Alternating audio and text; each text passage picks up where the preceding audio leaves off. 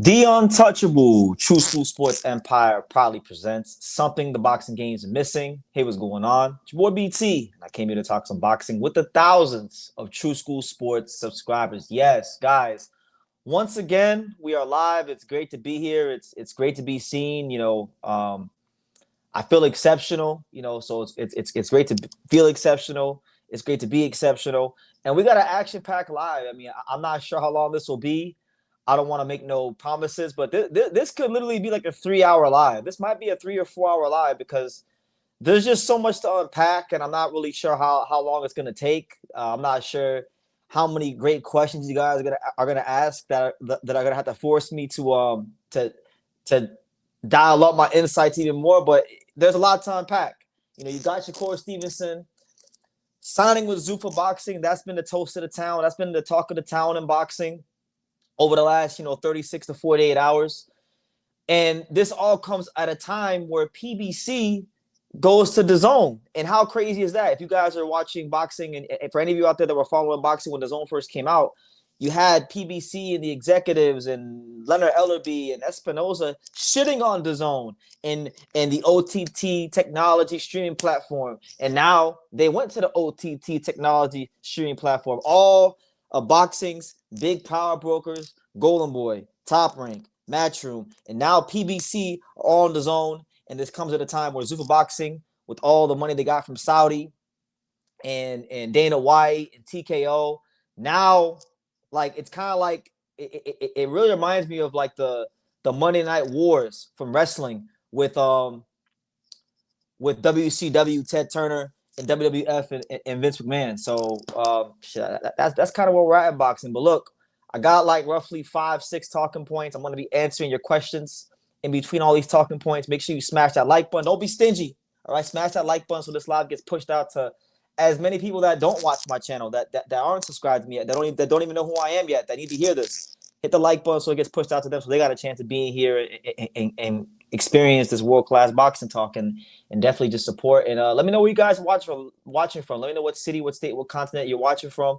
I want to know how international we are on the broadcast. But yeah, before I get into my talking points, let's take some time to acknowledge the fine folks that are already here, making their presence known in the comments, and we'll give people some more time to get in here before we get into our talking points, because this is gonna be a long live. I'm prepared for a 2.5 hour, potentially 3 hour live today, so we'll get into it. My man, Mar the Prince says, "What's up, BT? What's good, champ? Good to see you." We got my man Ty said, "What up, BT? Good to see you, champ." We got Pac-Man 730 in the building. He said, "What's up, my man BT? Good to see you, champ." As always in the chat. Chris V said, "What's up, BT? Good to see you in the chat, Chris. You're always here showing love and support. Good to see you, Chris." Sliding counter, he wants to know. So he's asking me. It's funny because I'm wearing the Angel Leo training camp jacket. I'm ready to go to camp. I'm ready for whoever the hell the next opponent's gonna be. I don't care if it's Bruce. I don't care if it's Espinoza. I don't care if it's Inoue. I don't care if it's Omar Trinidad. I don't care if it's somebody that's not even a big name. I don't care who it is. We just need a body. But I'm wearing the Angel Leo training camp jacket. So it's funny you asked me about that. You said, "Is Angelo going to unify Bruce Carrington? That'll be a good fight." Listen, man, I'm a realist. We aren't the pick of the litter with the promoters. We don't have the politics on our side. And objectively speaking, Angelo is probably the least popular of the 4 current champions. That's just the truth right now. So that being said, we don't get to pick. If Bruce wants to fight, we'll fight. The answer has always been yes. Bruce just fought and barely got out of there against Rene Palacios. So I don't think Top Rank is pretty smart. Like Top Rank, they know what their fighters are capable of, and they know what they're not capable of. And really and truthfully, like if I had to take a guess as to what I think Bruce Carrington will do next, I foresee Bruce Carrington probably either A, I would say probably defending the belt in New York City against his WBC mandatory. Cristobal Llorente, light puncher. Yeah, he can move a little bit, but a light puncher. Someone that can really he can really do something with. I don't think they want to fight Angelo because they know what will happen. That's my opinion. So we'll see how it goes, man. But yeah, of course, we love that. We love that fight. Shout out to my man, the Logical Handyman, out there in Jackson, Tennessee. Tennessee's in the building. Could you see Bruce Carrington moving up and challenging O'Shaquie Foster? No, absolutely not. I don't think that's a fight he would do. There's bigger fights at featherweight, and I don't think that's a winnable fight for him, honestly, just being honest. Shock Foster's too good on the outside. What up, dog? Good to see you, champ. Shout out to Pops in the chat as well. Everybody make sure you show your love and your appreciation for Pops. I've been seeing that a lot of you guys have been enjoying the long form interviews with Pops, reacting to these fights. A lot of you guys want to see more of that. So your wish will be our command. We'll continue to do those. Those have been wildly popular over the last 2 weeks or so. So yeah, shout out to Pops. See, I'm gonna give everybody like 4 more minutes. I'm gonna wait to the 10-minute mark. When we hit the 10-minute mark, I'm gonna get into my talking points because when I really camp out, I'm gonna camp out. But how's everybody doing today? DT, are you gonna watch the Conor McGregor fight tomorrow? I might as well. I mean, there really isn't anything going on in boxing. I know Murat Gassiev is fighting tomorrow, but I mean, let's be real. In the minds of most boxing fans, ain't really shit going on tomorrow. So I might as well. Who knows? Maybe I'll do a video about it. Maybe I'll go live. Who knows? Because we're just in one of those slow periods right now in boxing where there's not a ton going on. I mean, there is a ton going on now because of like the PBC on Dazn and Shakur with Zuffa boxing. But I'm talking about as far as the ring, as far as the fights. We want to see the damn fights, At least you get the fights. That's what we want. So Dog says, he asked, do you think Shakur has a say on who he fights now? My theory is Shakur is an exception for Zuffa. They won't trap him as much as others. They'll probably let him get more belts. Well, he said it himself. He said that this isn't a regular contract, that this is more of like a partnership. So, yeah, I think they're going to let him pick who he wants to fight. Now, as far as him fighting, like I don't think I do believe him when he say he's not fighting Ryo. I do believe that, because he feels the Ryo fight isn't really worth his time. He wants to fight Devin Haney. And I think Zuffa Boxing, for those two guys, they're going to overpay them what their market value actually is. Because Zuffa Boxing they're still in that brand building stage. They're trying to establish themselves as a real, legitimate, credible promotional company in the boxing marketplace. So therefore, these guys like Devin and Shakur, they're gonna get what above what they're actually worth. I kind of view it similar to like when Eddie Hearn first started DAZN, was first starting to work with DAZN. And DAZN gave him that $1 billion war chest of money. And he overpaid guys like Demetrius Andrade and Mikey Garcia because he was trying to establish himself in the American market. Now, obviously, Devin Haney and Shakur Stevenson, I would say, have bigger names than Demetrius Andrade, but it's the same principle. Nothing is new under the sun. Guys, we've seen so many times throughout the years, but PBC, with Matchroom and DAZN, with Triller, with now this, I mean, everything goes in cycles. So if you paid attention to history, nothing should really surprise you. Shout out to my man Lunar Glide. Salute to you, champ. Salute to you. Joy the box said Shakur starting to piss him off. And yeah, man, he wasn't a man of his word. He didn't want to fight O'Shaquie Foster. And I'm tired of you, and I'll get to it later on because it ain't my first talking point, but everybody out there who's giving Shakur Stevenson this pass for not fighting O'Shaquie Foster saying he doesn't have to do that.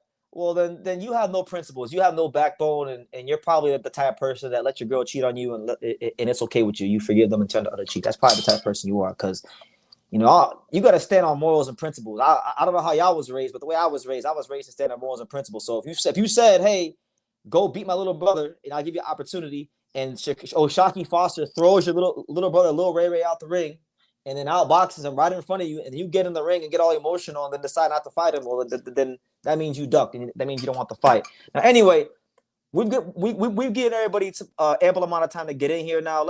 Let's get into it, man, because the talk of the town in boxing, the biggest news in boxing right now is the fact that Shakur Stevenson has signed with Zuffa Boxing. And talking point number one is this: before we even get into like what does this mean for the sport of boxing, before we even get into like, how does this affect the landscape of boxing, I want to get one thing firmly established here on True School Sports, because Shakur Stevenson, in his promotional video with Zuffa Boxing, he was talking about how, he said, look, signing with Zuffa Boxing, I can now make any fight I want in the sport of boxing, right? And he says, I beat the system. He kept saying, I beat the system. The system being the old guard of boxing, the top ranks, the match rooms, the Golden Boys, the PBCs, the sanctioning bodies, right? I beat the system, right? Now, he ain't the only fighter I've talked to that has spoken like this. I've talked to many fighters that have spoken like this behind the scenes, in the gyms in Las Vegas, in the gyms in New York, in the gyms of anywhere I've been going over the last year or so about Zuffa Boxing. They feel like by signing with Zuffa Boxing, they are doing some sort of revolutionary thing. Now, I hate to break it to you, Zuffa Boxing is no different than any other promotional company. They cut fighters if they don't perform well, like they did with Erdis and Garcia. They put fighters on the shelf if they lose and underperform, like they're doing with Robert Merriweather III. Robert Merriweather III lost to Tony Hirsch Jr. back in, what was it, April, right? It's the middle of July. They still ain't brought him back, and they've had multiple shows since then. Tony Hirsch has already fought. Tony Hirsch is about to fight again. Tony Hirsch is about to get 2 fights in before Robert Merriweather gets 1 after his loss. So they put fighters on the shelves. They cut them. They're going to overpay some. And yeah, I mean, they're no different than any other promotional company. And I've been telling a lot of people in the fight game, this is like a lot of people who have been wronged by the old guard promoters are romanticizing what Zuffa Boxing is, right? And Shakur Stevenson's no different. He's saying he beat the system. But how could you beat the system, right? Just hear me out and don't call me a hater. If you're very pro Zuffa Boxing, don't call me a hater and don't call me like any of those things. Just hear me out. If he really beat the system, how is it beating the system if where you're going is trying to create a new system and change U.S. law, right? Zuffa Boxing is literally on Capitol Hill trying to revise the Muhammad Ali Act, right? And on top of that, I know one of the main matchmakers at Zuffa Boxing, and I know somebody very close to Dana White that you could say is his best friend, right? And I've talked to both of them, and they made it very clear that they don't want that if they can avoid having to deal with the sanctioning bodies, the sanctioning organizations, and the old guard of boxing at all, they made it abundantly clear to me that they will do that by any and all circumstances, right? So if they don't want to play nice with the sanctioning bodies, that means they're creating their own system. So how can you say you beat the system if you leave one system and go to another system? You were in the Premier League, right? To use some soccer analogies, you were in the Premier League and you went to La Liga, or you were in La Liga and you went to Serie A, you went to Italy. That's what you did essentially. You didn't do anything revolutionary. You just took what you felt was the better deal, which there's no problem with that. At the end of the day, when it's all said and done, these fighters have a short shelf life to make some money. So I'm never against a fighter making some money, but let's not act like it. Let's not call it what it isn't. It's not some sort of revolutionary move that means you beat the system. And to be honest with you, in the last, I don't know, 20 to 30 years, there's only been one fighter at the top level that's truly beat the system. And that guy was Floyd Money Mayweather. That's the only guy that really beat the system, that actually put up his own money, because he believed in himself. He put up his own money and he bought himself out of his top rank contract.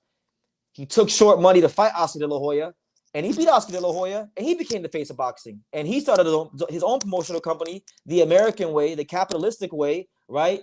And he beat the system. He became the face. He was in the driver's seat. He was able to make Las Vegas his home and fight at the MGM Grand and do record-breaking numbers in the sport of boxing. That's the only guy that really beat the system. So let's get that firmly established before we say anything else about Shakur Stevenson and this whole Zuffa Boxing ordeal. And this goes to anybody out there. I don't care who it is. A lot of these fighters, they have like a, how do I say this? They have a lot of these fighters have an inflated view of their own value. They feel like, a lot of fighters out there, they feel like, they can not be a marketable fighter, not be personable to the boxing fans, not market themselves on social media, and just go AWOL when they don't have a fight signed and do no promotional work for themselves. But then when it comes time to fight, they feel like they deserve 7 figures and 8 figures, and it just doesn't work that way. Boxing is show business with blood. So yes, you can be a great fighter, but you got to also win the part outside the ring with branding and marketing and all those things. So you're not beating the system. You're not beating the system, and I'm getting really sick of it. It's pissing me off to no end. Hearing so many different fighters that I know in the fight game romanticize Zuffa boxing as like this revolutionary move, like they're on, like they're part of the Black Panther Club, like they're marching on Capitol Hill, doing something that's revolutionary. You're not doing anything revolutionary. You're leaving one promotional company to go to another promotional company. So Shakur Stevenson, you didn't beat no system. You just went from one system to another. You went from the Premier League to La Liga. That's all you did. To use a soccer analogy, right? So that's my first talking point. Now, my second talking point is this. Let's talk about big picture, right? Big picture. What does this all mean for the sport of boxing? Because I do feel like, in a sense, just to be ever so honest, that Zuffa, like this signing, it is going to help usher in kind of like a new world order in the sport of boxing, because you got to understand what Shakur Stevenson is and what he represents to a lot of fighters, right? A lot of American fighters look up to Shakur Stevenson. Shakur Stevenson is also one of the best fighters in the world, whether you like it or not. And a lot of fighters are going to follow his lead. So if they're from everything we can see, we're seeing Shakur Stevenson on ESPN, on TMZ. I've been seeing him more on social media now with Zuffa Boxing than I ever saw him when he was with Top Rank or Matchroom or anybody else for that matter, right? So from the outside looking in, it looks like Zuffa Boxing has a lot invested into the Shakur Stevenson business, into the Shakur Stevenson brand. And if he's getting treated well, guess what's going to happen? These fighters are in the gym all the time with each other. They're going to talk. Hey, Shakur, how is Zuffa Boxing treating you? Oh, they're treating me great. They're paying me X amount of dollars. They're doing this. They're doing that.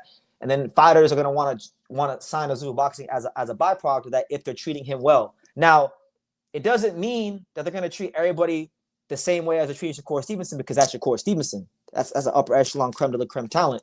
But I do feel like you're going to start seeing a lot more world champions go to Zuffa Boxing. You're going to start seeing a lot more big names in America go to Zuffa Boxing. And what does it all mean for a long-term boxing? Now, this all comes at a time, we'll get to this later on in the live, but this all comes at a time where you see all the boxing's other big power brokers, all the promoters, all under the same roof, all consolidated under the same roof with Dazn. And I think now it's time to really get your shit together. Your PBCs, your Top Ranks, your Matchrooms, and your Golden Boys. It's time to get your shit together and really start making these big fights happen that fans want to see. Look at the featherweight division. How long have we been talking about on this channel? We want to see Angelo Leo versus Espinoza, or Bruce Carrington versus Rafael Espinoza, or Rafael Espinoza versus Brandon Figueroa. We want to see unification of featherweight. We ain't gotten it yet. It's time to stop with that bullshit. Go make that happen. Javante Davis needs to be involved in some big fights. If he's gonna still be an attraction, he's gonna have to go put on his big boy pants on and go fight another big name. You understand? That's where we're at. We're at a position in boxing where if the other big power brokers outside of Zuffa Boxing, if they don't start doing what they're supposed to do, it's gonna be, you're gonna blink a couple times and it'll be the fourth quarter of this year, and Zuffa Boxing will swallow all of them up. Now, at the same time, let's be a little bit centered here, because the reality is, for everything that Zuffa Boxing is projecting out to be, they still haven't proven anything yet. They have not built any stars from the ground up yet.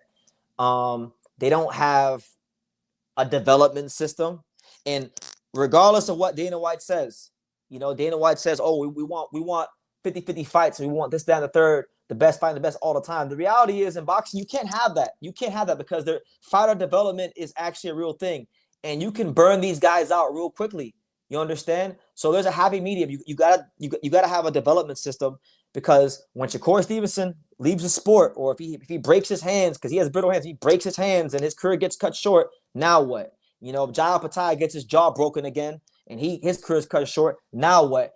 You need to continuously build that next generation of boxing. So my two biggest, I guess you could say, critiques of Zuffa Boxing is, number one, they don't really seem to have fighter development anywhere on their radar, and I'm not even sure they know how to do it because one of their main matchmakers, whose name I will not say, but I know who he is, and he knows that I know who he is, and I've been knowing him since 2016 before he was even matchmaking anything. So he can't act like a hot shot with me.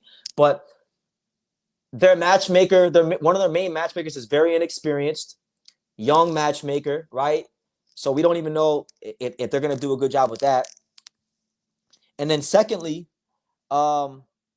if and when the Saudis pull their investment, which I believe at some point they will in the next 3 years or so, they're going to pull their investment from boxing.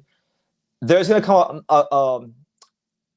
a crossroads where Dana White is going to be tasked with putting up his own money, and I personally don't believe he will put up his own money because my theory is if he was ever going to put up his own money, he would have did it 10 years ago because he had his Zuffa Boxing LLC and his boxing promoter's license 10 years ago. He was on ESPN First Take almost 10 years ago, talking about how he wanted to get involved in the boxing business and this, that, and the third, right? But he didn't do it. Why? Because it would have required him to put up his own money. And guess what?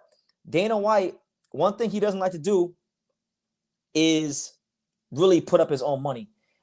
Because let's be real, the UFC athletes, the fighters, they only take home roughly 16 to 20% of all revenues, which is the lowest percentage of the revenues that's shared in all of the major sports leagues in America. It's lower than the NHL, it's lower than the MLB, it's lower than the NBA, it's lower than the NFL. So that's why you hear a lot of MMA fighters have a gripe with Dana White. That's why he had to pay out, what was it, a $375 million class action lawsuit to over roughly what was it, 1,000 plus fighters, And he always talks about, like, Dana White always talks about, he uses these buzzwords and these buzz phrases like, oh, well, boxing's they're not reinvesting into the sport. And he says things like, well, boxing's like a going out of business sale. It's like a garage sale. Well, you know what? Boxing should be run like a garage sale because this is not the NBA and the NFL where the athletes are subservient to these organizations. Boxers are independent contractors. They get a 1099 tax form at the end of the year. They negotiate these one-off events, right? The events themselves are one-off events. So yeah, boxers should be able to negotiate how much of the revenue they get from, like, the concession stands, pay-per-views, the percentage splits, all that stuff, because at the end of the day, it's a one-off event and it's a short shelf life, unlike other sports where there's unions, where there's billion-dollar TV contracts. There's no billion-dollar TV contracts in boxing. Let's be real. There's nothing in boxing that remotely compares to, like, let's say, the TV contract that the NBA has with ESPN, So it's a different climate. It's a different culture. It's a different business structure. You understand? And when Dana White talks about reinvesting to the sport, that's just his way of saying that, these guys are getting paid too much because really, I mean, yeah, the UFC does have the Performance Institute. It's great. It is helpful to a degree.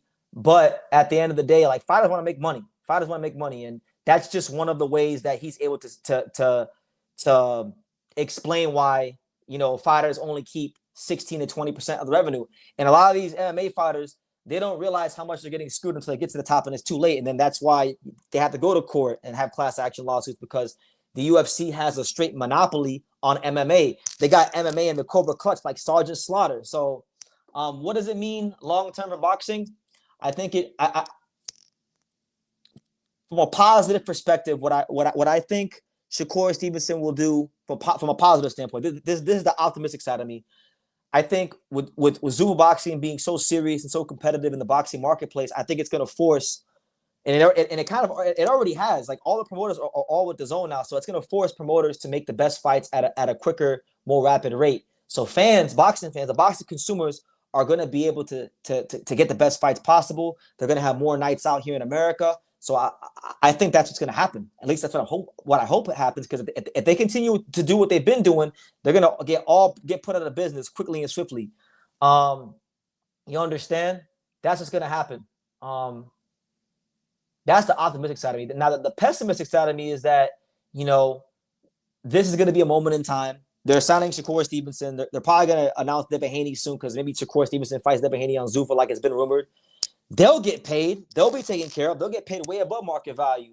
But once Zuffa Boxing establishes their brand, once they legitimize the Zuffa belt a bit more by having big fights, by having some of the biggest fights in boxing for the Zuffa belt, once the bill for the Muhammad Ali Act to get changed, once it goes through the Senate, and once it gets into the hands of Donald Trump, and once it fully gets passed and they can really control the revenues and boxer sponsorships and things like that, once all that happens, then I think you're going to see a lot of these guys get shortchanged and undercut with the pay. That's what I believe. And I've had some arguments with some people in boxing I really care about, like trying to warn them, like, hey, this ain't what you think it is. And, you can listen or not, but it ain't what you think it is. You understand? So that's kind of how I see it right now.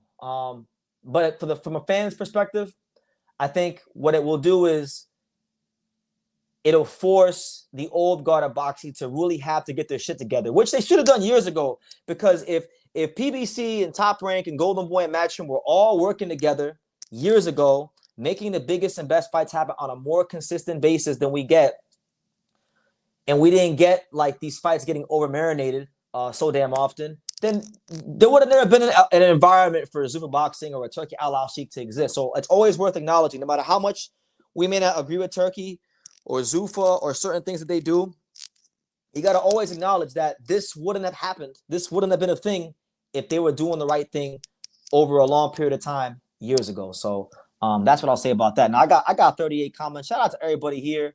Let me get to these comments, man, because I see a lot of people out here. Just letting their thoughts be known, and I want to take some time to acknowledge these comments because I'm sure you guys are saying some really cool stuff in the comments down below. Let me see. My man Lance says, I love the new light. Yeah, well, it's actually I actually bought like this it's like a light bulb, and I have an app where you can play up the colorway and can do all these crazy light shows and things like that. So I've had it for a while, but I'm now using it for the YouTube video. So it's been pretty cool. Shout out to Dog. He says, my problem with Shakur is that he be talking and then his fans annoy the hell out of me. Well, hey, fans are going to be fans. I feel like, it's okay to be a fan, but it's just a lot of fanboys in boxing today. TSM, what's good, champ? And I see my main man TSM with the super chat. Let me go to the super chat from TSM. He says, Shakur's brother will join him in Zuffa. So you're talking about what? Keyshawn Davis? You're saying Keyshawn Davis is going to go ahead and join Shakur Stevenson in the Zuffa Boxing stable. He's going to put on the Zuffa Boxing pajamas and get himself a Zuffa Boxing soap dispenser and all that stuff. We'll see. Let me see.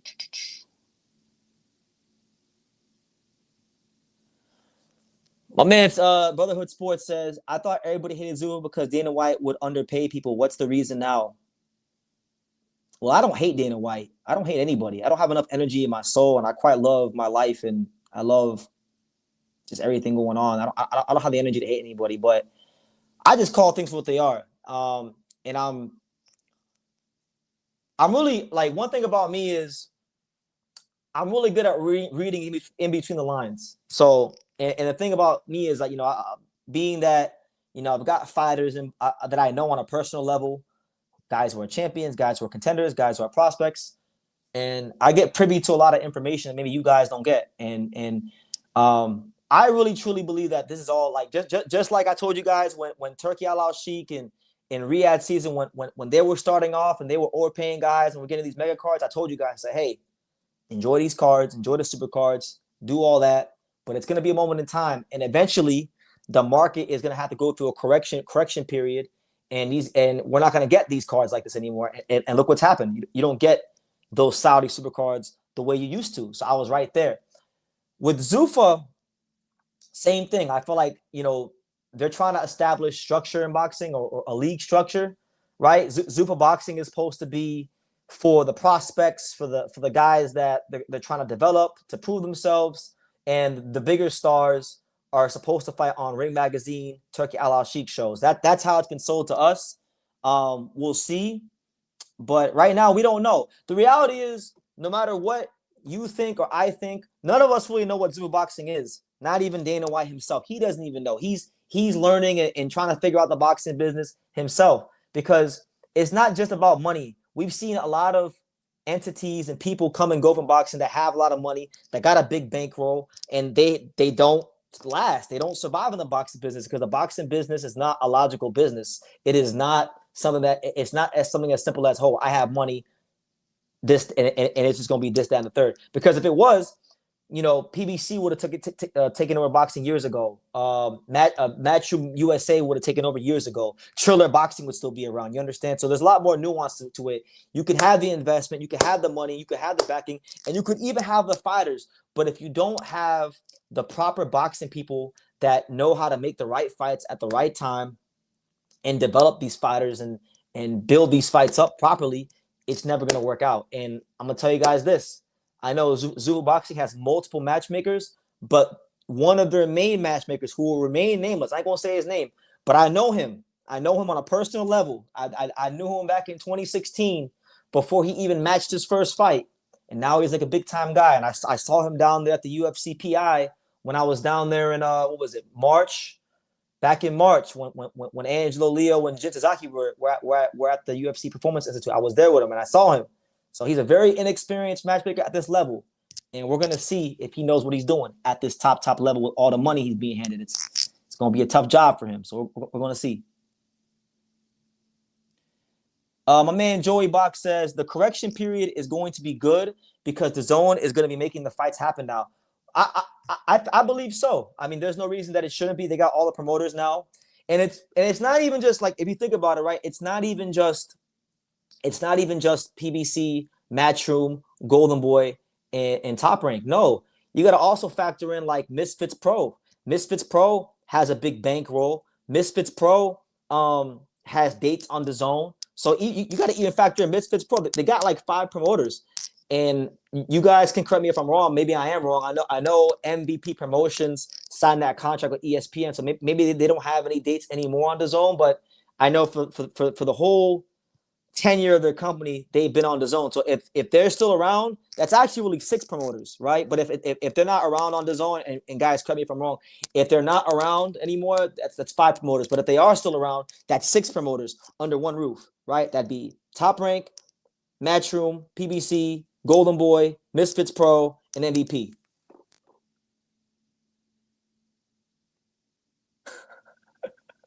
Some of y'all are mad. Some of y'all are saying, yo, these guys are sellouts. What did the man Fonte say, the rapper? He said, how the fuck is selling out if ain't nobody selling? I'm tired of playing, dog. I'm trying to fight the good fight, but they ain't paying me, dog. MCs, make your money. DJs, make your money.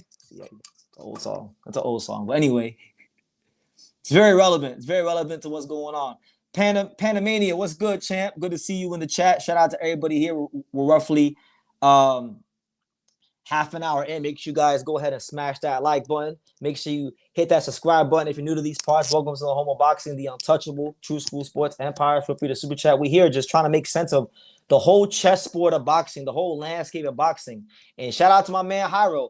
Hyro said, BT, how could you forget the fine folks at Sleater Promotions? Listen. Yeah. So, okay. So, look, if MVP Promotions is still on Dazn, that's actually 7 promoters. That'd be, so you'd have Top Rank, PBC, Matchroom, Golden Boy, Misfits Pro, MVP Promotions, and Sleater Promotions. So that'd be 7, right? That'd be 7. So if them 7 can work together, there's a lot of matchups that could be made between those 7 promoters. So if it fails and all these promoters get put out of business and they can't compete, it's because they're incompetent, it's because they suck, and it's because they're losers. That's really what it is. Because they have the strength in numbers, at least for now. So while they have it now, you best start doing right by your fighters. You best start paying them well. And in the case of Sleater Promotions, y'all still got to pay Angelo Leo. Y'all still got to pay Angelo Leo for the Raif Salim fight because y'all screwed my boy over. So we're still waiting for that. You know? Pac-Man said, don't forget Queensberry. Yeah, okay.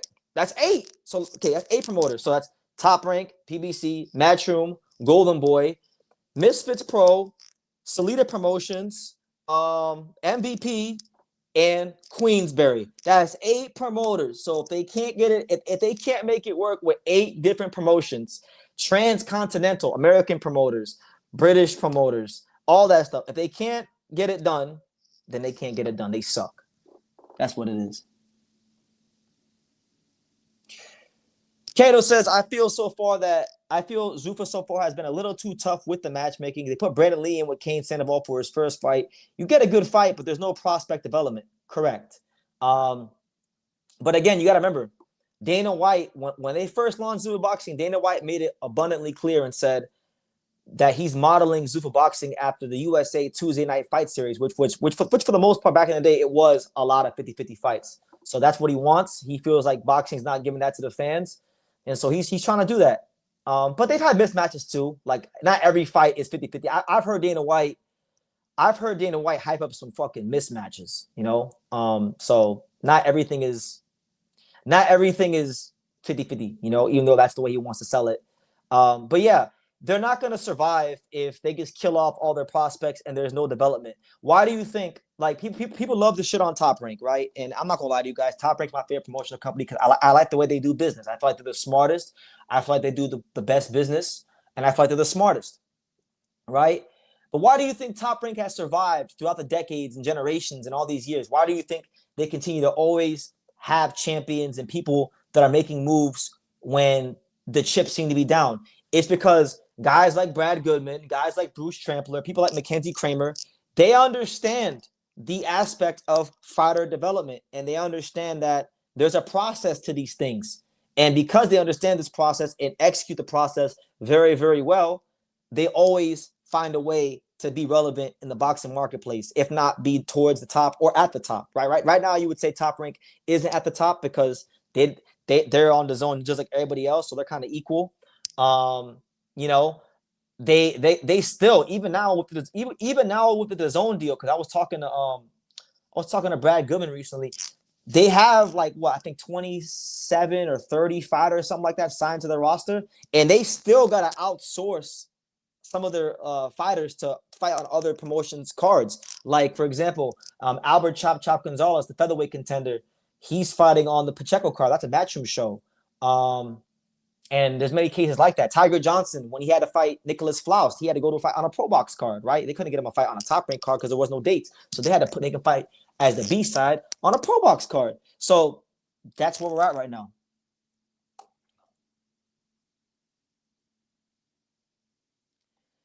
Dazn could make it to a point where fans can say, if you sign with Zuffa, you're ducking smoke because at Dazn, people are getting busy. That's what I'm saying, and I hope that's what can happen.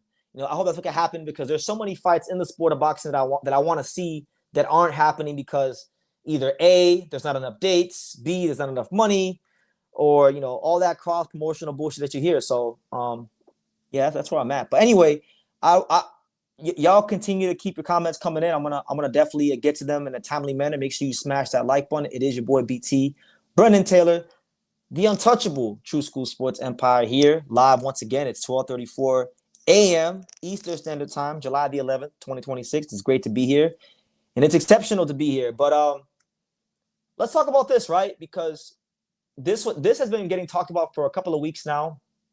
I remember my main man, and one of my best friends in this world, Sean Tatel, had reported about this, and you guys know what it is. It's the era of the real unboxing. You know, it is the True School Zatel True School era. It's a new era in boxing media, right? Sean reported on this like two weeks and some change ago about Shakur Stevenson and Devin Haney fighting on Zuffa Boxing. Now, we know that Devin Haney, he hasn't fought for a year. We know Devin Haney is used to having very high guarantees. There's been rumblings of Devin Haney vacating the WBO welterweight title, right? And Devin Haney, even today, Devin Haney had come out and he said pretty much that because he got offered to fight Rolly, right? And he decided not to fight Rolly. And he stated that the reason he's not fighting Rolly is because the expenses are so high because he wants a high guarantee and this, that, and the third. So that's why he's not fighting Rolly, unifying the division. So one domino's already fallen. Shakur Stevenson has signed to Zuffa Boxing. Devin Haney came out yesterday and said pretty much that Stop trying to read. He told the whole boxing world, stop trying to read between the lines. Be patient. Wait for my announcement. So we're gonna sit and we're gonna wait and we're gonna see what Devin Haney is going to do because this is a fight that a lot of people in the boxing world want to see. Me, not so much. I'd rather Shakur Stevenson be a man of his word and fight with Shockey Foster, but a lot of people want to see this fight more than anything. For a lot of people out there, this is like the fight. Like this is the fight that they got to see. It's the biggest fight in boxing. It's like the NBA Finals to them. It's like the World Cup to them. That's how big this fight is to some people. So because I do believe there's enough interest in it, and because Zuffa Boxing is in that brand building stage where they're trying to really establish themselves, they're trying to bring credibility and respectability to the Zuffa Boxing belt. I feel like this could be a fight for the Zuffa Boxing title. Shakur is going to get paid handsomely as he is, and Devin Haney is going to get paid handsomely as he is. And you guys heard Shakur Stevenson say, like, he's not going to fight Rob Valenzuela. They can't make him do what he don't want to do. He's not no regular fighter.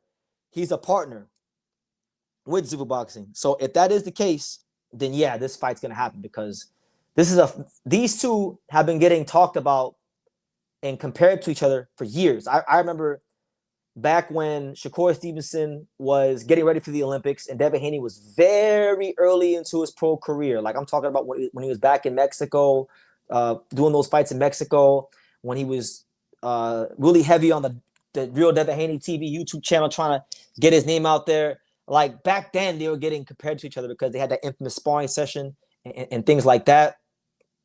I feel like there's a lot of storylines going into this fight.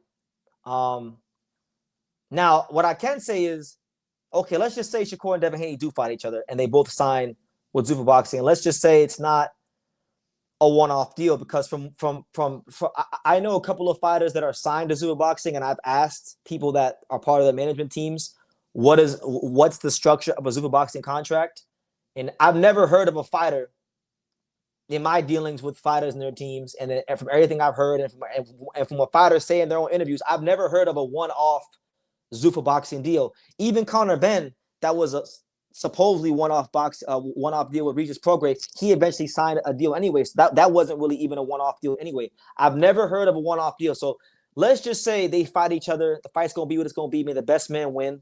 What the hell is next? Like, does Shakur Stevenson fight Richardson Hitchens? Does Devin Haney fight Richardson Hitchens? Is that a fight that they're gonna do? I mean, that's my other kind of like gripe with Zuffa Boxing is that, like, okay, you can make good fights.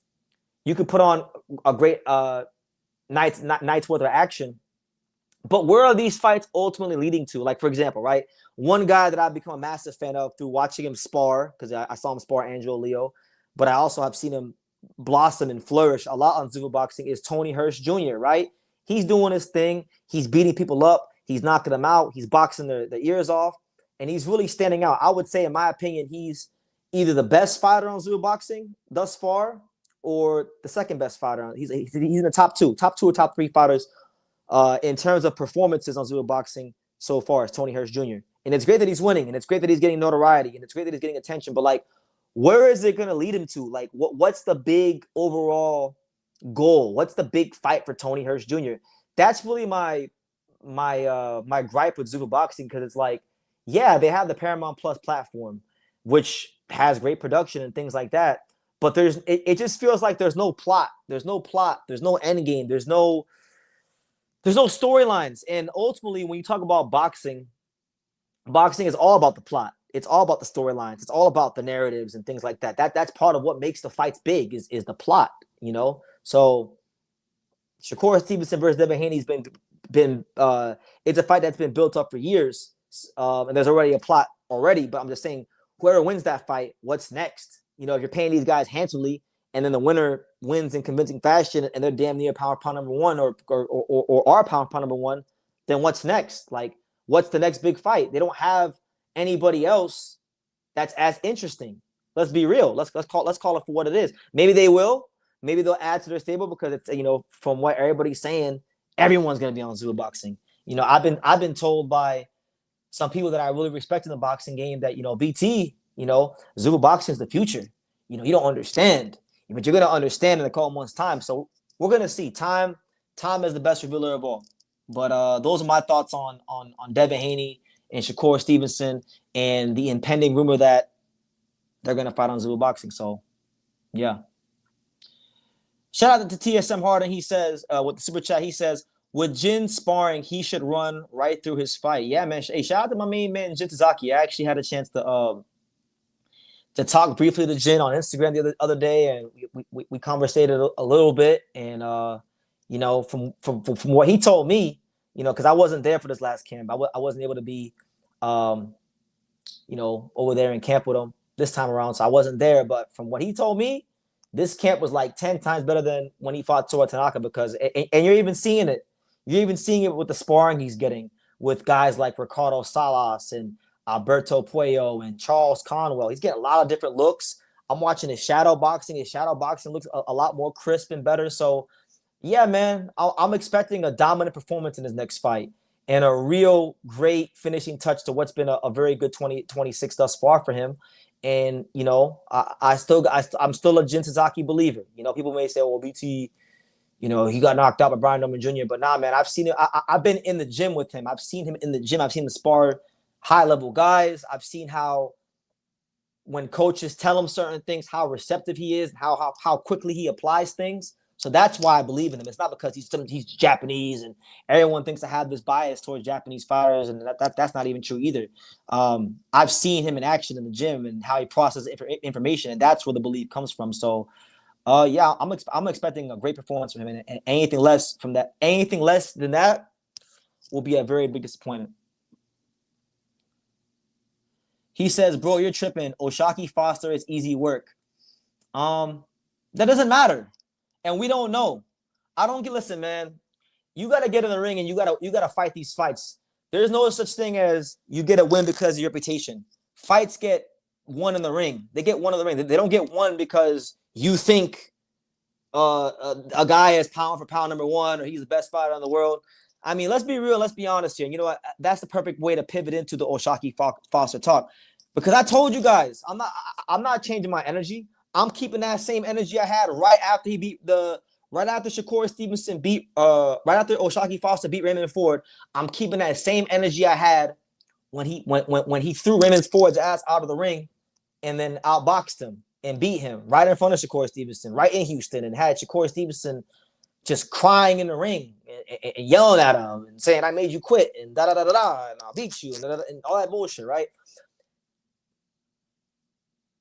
Doesn't matter if you think Shakur Stevenson win, and y'all are acting like Shakur Stevenson. When has Shakur Stevenson ever fought somebody who you could say is an elite fighter, technically speaking, on the outside? When has Shakur Stevenson fought any real like outside fighters with reach? Like I'll name you a couple. The guys that he could have fought that for whatever reason, you know, Top Rank decided not to go that direction, or James Prince, or whoever we want to say. Albert Bell was in position to fight Shakur Stevenson. He didn't go that. Not saying that Albert Bell would have beat, but what I'm saying is there's a certain style that every time Shakur Stevenson, it's time to fight one of these guys, they go another direction. They either say, "Oh, it's not a big fight. That guy doesn't deserve it. This, that, and the third. Blase. Listen, man. If it was any other fighter, y'all be dragging him through the mud for moving the way Shakur Stevenson has. Now, am I saying that I'm going to pick Oshaki Foster to beat Shakur Stevenson? No, that's not what I'm saying. But I sat here in the build-up to the Raymond Ford fight. In fact, forget even the build-up to the Raymond Ford fight. I interviewed Raymond Ford in 2024, a couple months after he beat Komotov. And Raymond Ford was on this channel talking about well, I want to fight Oshaki Foster because he run his mouth too much, and he couldn't get that fight. And then the whole Shakur camp, including Shakur himself, was telling Oshaki Foster that Raymond Ford was his worst nightmare and that he can't beat him. And the only way that Oshaki Foster could potentially get a fight with Shakur Stevenson is if he gave his brother an opportunity. So what did Oshaki Foster do? He was a true champion. He was a dignified champion. He carried himself as such. He gave Raymond Ford the opportunity to become a 2-division champion. Raymond Ford failed, all right, got outboxed, and now Shakur Stevenson ran to Zuffa Boxing. That's what he did. You understand? And to anybody out there, because I'm sure I got like 7 comments sitting in there. I'm sure one of you guys is gonna comment and say, "Well, BT, how could Foster fight Shakur Stevenson when he's already in talks to fight Emmanuel Vaquero Navarrete, right? And I got an answer for you. My answer is this. He's only in talks to fight with Emmanuel Vaquero Navarrete because Shakur Stevenson didn't call his phone. I interviewed O'Shaquie Foster like a week and a half ago, and he told myself and Sean Zattel and the whole boxing media that was there at Gleason's gym in New York City that there has been no contact with Shakur Stevenson since they were face-to-face after the Foster beat Raymond Ford. So it takes two to tango. If Shakur wasn't and his people weren't willing to contact Foster and check his temperature and see what it was with that fight, then O'Shaquie Foster is not entitled to sit there and wait for Shakur Stevenson. The Navarrete fight's a legacy fight. It's a great fight. Both guys are coming off of really big wins in their career. I feel like the winner of that fight would have a great case for Fighter of the Year in 2026. Why not do the fight? It's a real legacy fight. It will solidify who the true man of 130 pounds is. But he's only there talking to Vaquero because Shakur Stevenson didn't really reach out to him. And I'll tell you this. Had he reached out to him, I have no reason to believe that O'Shaquie Foster wouldn't have taken that fight. That's a fight that could get O'Shaquie Foster to a whole nother level in boxing. You know what I mean? So you can. It's okay to think Shakur Stevens is a great fighter. I think he's a great fighter, and I thought that for a lot longer than you guys. Most of you guys even know who he is, right? But it's a pattern. Every time it comes down to fight someone who's like young and in their prime and long and rangy, technical from the outside, his team finds a way to go another direction. They did it with Albert Bell. They're doing it with Foster now. And most of the time when it comes to like fighting these elite outside guys, or most of the time when it comes to the style of fighter that Shakur Stevenson fights, he normally fights guys that, come forward. They're front foot dominant. They allow him to be what he is, which is a pure boxer. And that's a big part of why he looks so good. He's getting the right styles in front of him. You understand? It's simple matchmaking. You understand? Now, if he fights Devin Haney, of course, Devin Haney is one of the best pure boxers in the sport. We're not going to deny that. We're not going to discredit it. But, I mean, it's bullshit. He should be fighting O'Shaquie Foster right now. And I don't care what nobody says. Like, if a man gives you his word that if you do a certain thing, if you beat a certain opponent, and then he's there, and then he gets in the ring with you and makes a big scene, and then he goes and he runs somewhere else, he doesn't hold up his end of the bargain, it's a duck. I don't care what you think will happen in that fight. It's a duck.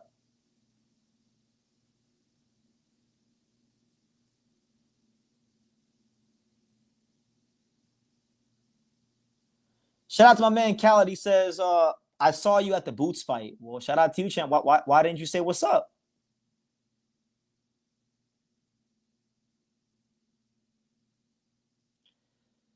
Fair enough, JV.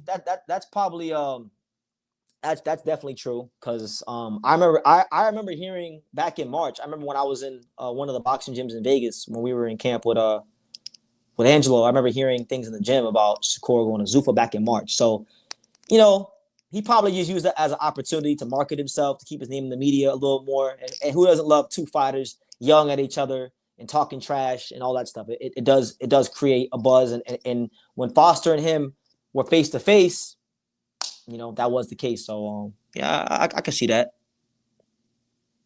The Falling Star wants to know, and shout out to the Falling Star out there in Japan. Shout out to all my loyal viewers out there in the land of the rising sun.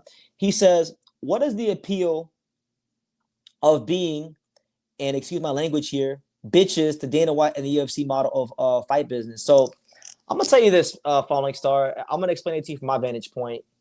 From not just like, it's not just one fighter. I'm talking about like, I probably talked to roughly 20 fighters about Zuffa boxing at all levels. Champions, contenders, club show fighters, prospects.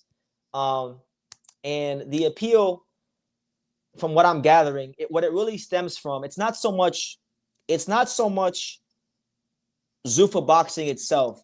You got to understand that like the Golden Boys, the Matchrooms, the PBC, the Top Ranks, they've wronged a lot of fighters over the years. There's a lot of fighters that have never gotten the opportunity in the fair shake to have an actual boxing career. So it's not so much what Zuffa boxing is. It's fighters and their teams romanticizing the idea of what Zuffa boxing is. and it stems from anger, it stems from bitterness, it stems from a lot of those things. Um, and you gotta really give Dana White and especially Nick Khan. Nick Khan is a sharp guy.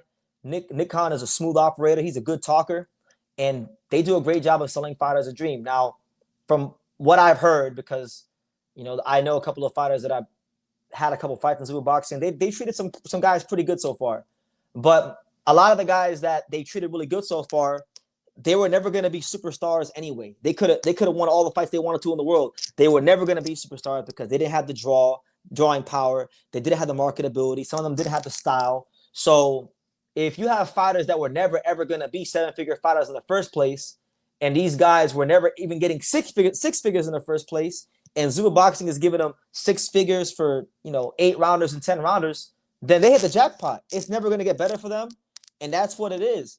And I'll tell you guys this: there's a lot of fighters in boxing who are at a high level, who are seeing a lot of these club show fighters get paid 6 figures for these 8-round, 10-round fights, and they're getting jealous. They're getting jealous of these guys, and they feel like because these guys are getting treated so well and they're at a higher level, that they'll go to Zuffa boxing and it'll work out for them. But that's not how life works. That's not how boxing works. But that's my interpretation of everything.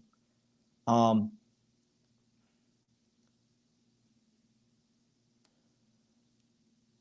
think Shakur is fighting Rob Valenzuela next. I mean, he said that he's not fighting Rob Valenzuela. Now, look, I'll tell you guys this. It'll be interesting. If Shakur Stevenson does fight Rob Valenzuela, what it's going to tell us is that everything Shakur Stevenson said in his interview is cap. That as much control as he says he has, it means he doesn't really have that much control, because that's not a fight boxing fans really want to see like that. I mean, Rao's a good fighter. He's entertaining. He's a former world champion. He's good. Like, I won't take nothing from Rao. He had a great win avenging his loss against Edmund De Los Santos. He's avenged 2 of his 3 losses, so that shows that he's a true champion and a true fighter, so I respect him. But yeah, if that fight happens next, that shows that Shakur Stevenson really don't got that much control like he says he does. And it actually would confirm a lot of the negative things and the negative suspicions that I do have about Zuffa boxing. So it'll be very interesting to see what is Shakur Stevenson's first fight going to be, because just that alone will tell us a lot about his deal in Zuffa boxing overall. You understand? Yeah, big boss. Yeah, I ain't letting shit go. Why? Why should I? You guys ask people like me in the media to hold fighters accountable, but then when it's your favorite fighters and we start holding them accountable, now it's a problem. Now you don't like it. Now all of a sudden I'm the bad guy. But I never said Shakur Stevenson wasn't an awesome fighter. I never said he wasn't what he's proven to be in his career. All I'm saying is just be a man of your word, right? Now, it would be one thing if O'Shaquie Foster was just begging for an opportunity and didn't beat Raymond Ford like Shakur asked. But no, he literally threw Raymond Ford's ass out the ring like Stone Cold Steve Austin in the 1999 Royal Rumble, and then he boxed his ass around the ring, and then he outpointed him right in front of you. And you don't even have the common decency to go ahead and try to avenge your little brother's loss. So, yeah, of course I ain't letting it go. It's whack.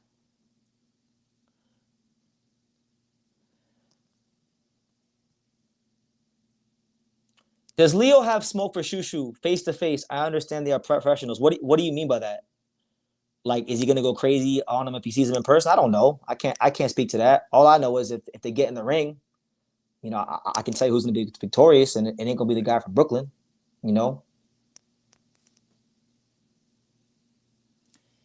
This is just boxing, BT. Unfortunately, I don't recall Shakur said if he beat Raymond Ford, you're next. I think it'll happen. That's what he said. He literally said on Twitter. Because he was going on and on. Because I'll give you the timeline. Because I actually interviewed Raymond Ford in like the middle of 2024. I remember I was covering Hitchens versus Lemos in Vegas. I saw Raymond Ford there. For those of you who are new to this channel, going into the Komatov Raymond Ford fight in March 2024, I was like the only person in boxing really hyping that fight up going into the fight, because I knew what Komatov was and I knew what Ford was. So I knew it was going to be a good fight. I was big on Komatov. I'm still big on Komatov. But he can't seem to get fights, and he's on Zuffa boxing. Komatov's on Zuffa boxing. He hasn't even been able to get anything going yet with Zuffa boxing, right? But Ford had a lot of smoke for me on social media, And we went back and forth, right? He beat Komatov in the 2024 fight of the year. We had that moment after the fight. It was all respect. It was all love, right?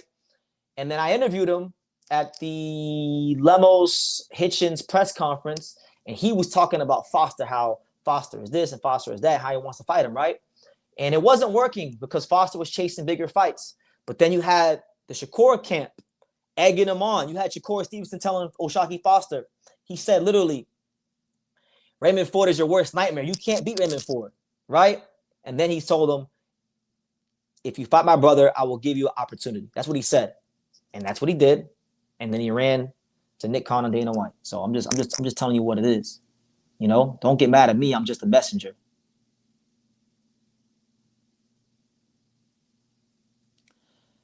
Shout out to TSM. He says Shushu doesn't want the Inoue fight. Why do you say that? Is it because of the recent interview he did in Ring Magazine? I haven't watched the recent interview on I haven't watched the whole interview in its entirety. I've only seen clips. I like Shushu as a person, but somebody sat me down when I was down there in Atlanta the day that Raees Ali missed weight. Somebody very prominent behind the scenes in the boxing social media space. They sat me down and they explained some things to me about Ring Magazine and what a Ring Magazine ambassador deal entails, right? And they pretty much told me that Ring Magazine is pushed. If you sign a Ring Magazine ambassador deal like Bruce Carrington has, they basically push propaganda on about you to the world, and that's one of the reasons why you see Bruce Carrington on your damn Instagram feed so much, because of Ring Magazine. So I haven't watched the interview. I don't really want to see the fight. I don't think it's a competitive fight. I don't think Bruce is on that level. I think there's still things he needs to really work on as a fighter. And who knows? Maybe he might not be at 126 that much longer, because he made the weight pretty easily, but like he didn't look strong in them later rounds. You understand? Like he didn't look strong in rounds 7, 8, 9, 10. Like he had to really grind his way out for the fight. So. Nah, why was Shushu talking about top financial leverage with Inoue with him coming to 126 for a fight? I don't know, man. I can't speak to that. I don't know. The only guy I can really speak to when he says certain things, because I'm with. I mean, I know him and I talk to him weekly, and when we're in camp on a daily basis, is Angel Leo, right? That's one person I can really speak to. I don't know why he said that. Bruce, listen, the objective reality about all these guys at featherweight, including my boy, is that nobody has financial leverage above Inoue. He is the Canelo of these weight classes, and you can negotiate what you feel you deserve, but ultimately, more than likely, you're going to have to do what he wants and dance to his tune, because he is the guy of the division. And if you don't do that and the fight slips through your fingers and all that stuff, then, you could be classified as a duck and avoiding the fight. So that's what it is. That's just the objective reality.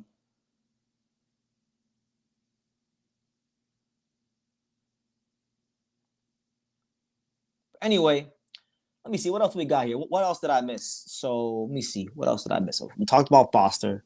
We talked about Haney. We talked about the New World Order of Zuffa. We talked about, Shakur not beating the system to join a new system. So the last talking point about this, and then I'm going to pivot into the PBC stuff. Make sure you guys smash the like button, hit the subscribe button, super chat, all that blase. It is True School After Dark, everybody's favorite boxing late night program. We back in full effect. Good to be here. Good to see you guys. A lot of people are saying, well, okay, well, with Shakur going to Zuffa boxing, this is going to force Gervonta Davis to fight. That and this stuff is so annoying, because they're like, yeah, BT, you don't understand. Like Zuffa boxing, it's a developmental league, and the fighters on Zuffa boxing could fight on a turkey card. Like, come on, man. We haven't even seen the system at play yet. Y'all over here talking like you part of the damn promotional team. But anyway, a lot of people feel like this is gonna force Gervonta Davis to fight Shakur Stevenson. And let's call a spade a spade. Gervonta Davis has had it pretty easy in his career. Like, he doesn't fight people who he's supposed to fight when he's supposed to fight them. He's gone through a lot of things outside the ring, right? And as per Robert Garcia recently, behind the scenes, he was calling out Bam Rodriguez. He's talking about he want to fight some Bam Rodriguez, and I believe it, because this is the same Tank Davis that won the world title and started fighting Hugo Reese, Jesus Cuellar. So I believe it. So you're not gonna make Tank dance to your own tune. I was there last year in the media scrum when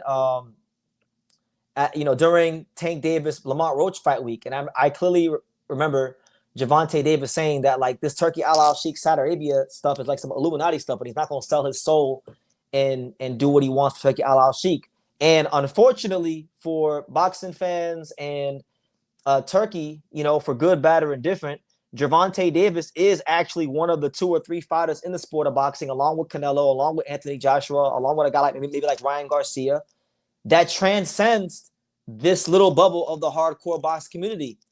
He could fight Isaac Cruz, do a big gate, sell a lot of tickets, do great numbers viewership-wise. Same thing with, doing a rematch with Lamont Roach. He's got lucrative options and attractive options to him. He built a lot of his name off of the Floyd Mayweather co-sign he got early in his career, right? And being someone that's been embraced by the hip-hop culture. So with that being said, he's in a very blessed position that most fighters never get. And no matter how much money they bankroll, Shakur Stevenson, and they're not going to force Tank to do what they want to do. You understand? So I don't think that this just automatically means that you're going to see Gervonta Davis on a Turkey card. And in fact, I'll say it like this. You got all the promoters consolidated under one roof now.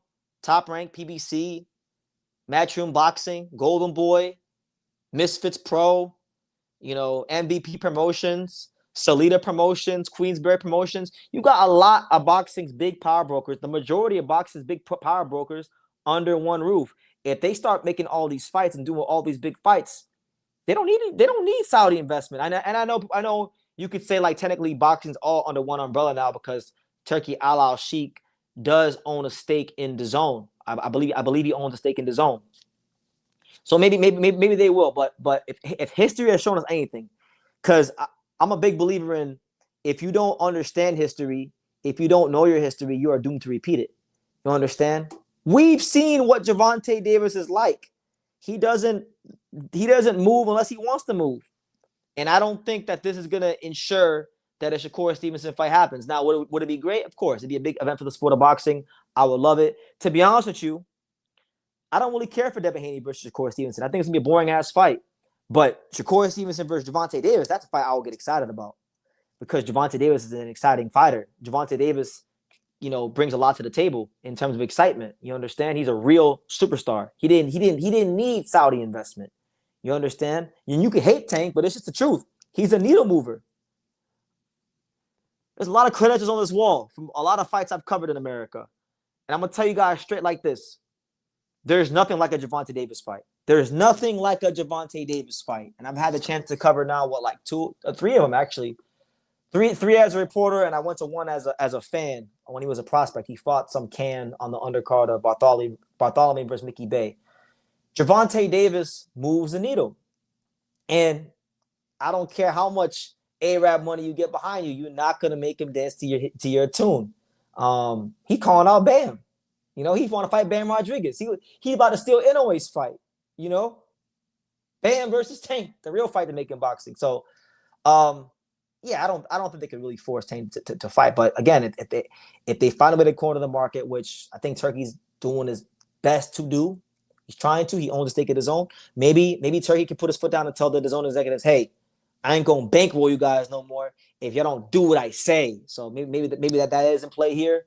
But nothing in Tank's entire career tells us that that's in play here. So I'll just go ahead and leave it at that. And those are my talking points in regards to Shakur Stevenson, Zuffa boxing, and all those things. So we'll see.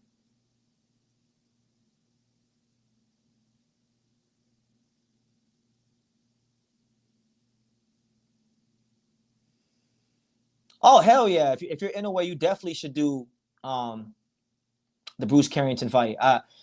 I feel like in a way let things slip through his fingers by not moving up earlier to fight Nick Ball. He would have beat Nick Ball. That was the lick for him. I think stylistically speaking, the guy he matches up best with is Bruce Carrington. A lot of people were saying it's not, but I feel like it is. I feel like that's the guy stylistically he matches up the best with Bruce Carrington. He's better shape than Bruce. punches. I think he's a better boxer than Bruce, got better feet than Bruce, got a better jab than Bruce. Only thing Bruce really got going for him is he's a counter puncher on long arms. But he's not like a big time puncher. He's a guy that has to put his shots together. He's not like a one punch guy, you understand? So that's why I feel like in a way, yeah, he's a smaller guy and it could be problematic, but he's a better fighter than Bruce. I think he'll beat him.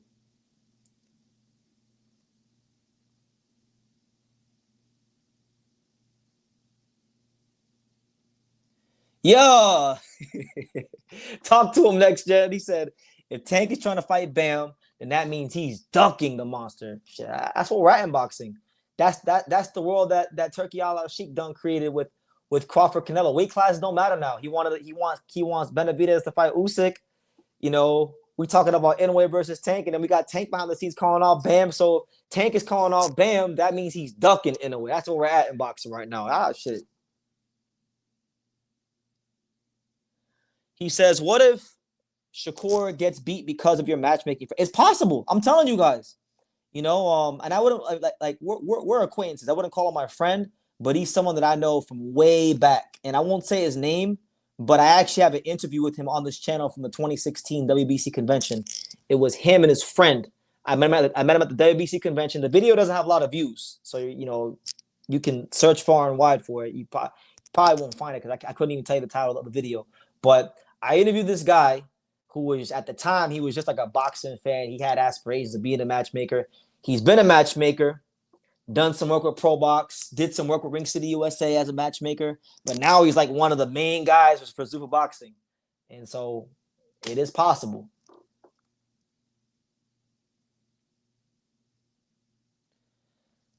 That'd be a big fight. I'll tell you that right now. You want to talk a fight? You want to talk about a big money fight that would stop the world, that would really break the internet? That'd be the fight right there. Because Tank is a mega star in America.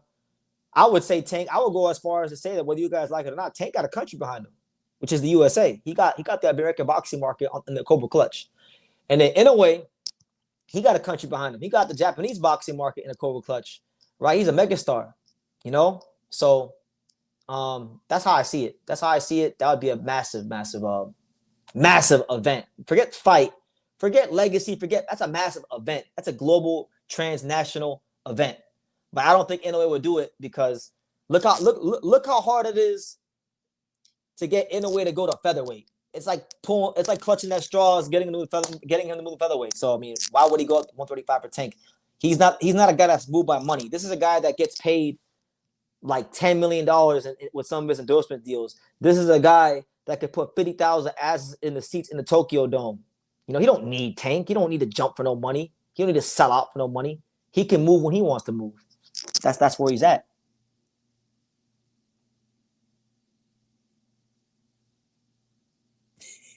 He said if Shakur got beat, that would be hilarious because Dana White is gonna make you fight the MF that beat you again. Yup, yup. That's what I would say. That's facts. We've seen it so many times in the UFC, for sure. That's what I'm saying. Like, we want to talk about some Inoue fighting Tank. You won't even go to 126 to fight. Like, there has been so many fighters. You know, Nick Ball was an easy lick. Bruce Carrington's very beatable. A guy he already whooped on was champion at one point, Stephen Folson. He didn't even move up for that rematch, right? So my thing is, if Inoue was really serious about going to featherweight, he would have did it already because there were multiple favorable matches for him.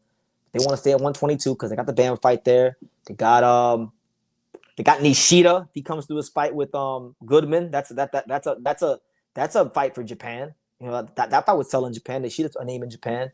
Casemiro. I know y'all don't want to hear it, and maybe it's a bit of a long shot because of Casemiro's links with Kameda Promotions and their past together. But Casemiro is number 4 in the WBO. Casemiro might F around and become. He might fight in an eliminator fight.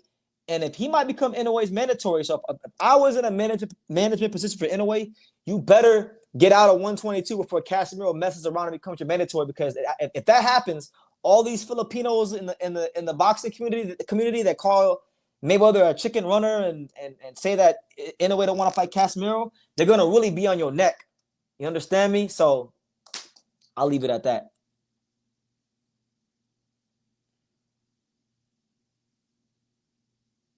Hmm. TSM Harden says that Munetaka Murakami is going to the All-Star game in a home run derby. Shout out to him, one of my favorite baseball players, great player. But you guys know what it is. The sleeping giant of baseball is back. Shout out to the Marlins, man. We lost today, but we've been the hottest team in baseball. We're going to be in the playoffs this year. And you guys know what happens when the Marlins go to the playoffs. The World Series is coming home. BT, how many belts do you think are getting vacated if Inoue retired today? Well, if he retires, all of them are getting vacated. Everything's getting vacated. Oh, at featherweight? If all the guys well, I'll tell you this. I think at featherweight, you would definitely see Espinoza move up for sure. You would see Bruce move up for sure. You would probably see Figueroa move up if he doesn't lose to Tomoe Kameda. The only guy I would stay is Angelo, because Angelo feels really good at the weight class. And I've had conversations about how long he's going to be at featherweight. So I have an idea of what his timeline is. And I know he's not planning on going to 130 anytime soon. So at least 2 to 3 guys are going to move up, I feel. But that's just my opinion. Take it with a grain of salt.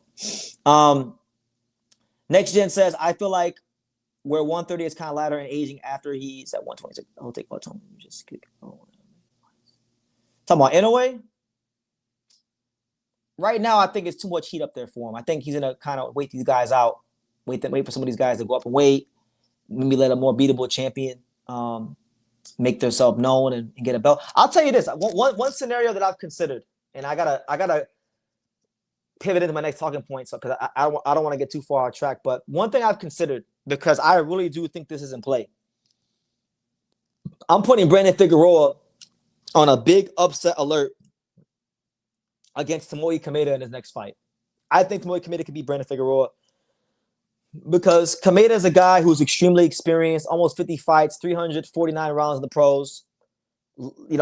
He's Japanese, but I don't consider him a Japanese fighter. I consider him a Mexican. He's a Mexican. He likes to move his hands in the ring. He's been champion before and defended it multiple times. Brandon does not have the skill set to make an adjustment and box on the outside like Angelo Leo did, right? So he's going to be there. And Kameda is very durable. You're not going to stop him. I don't think Brandon's going to stop him.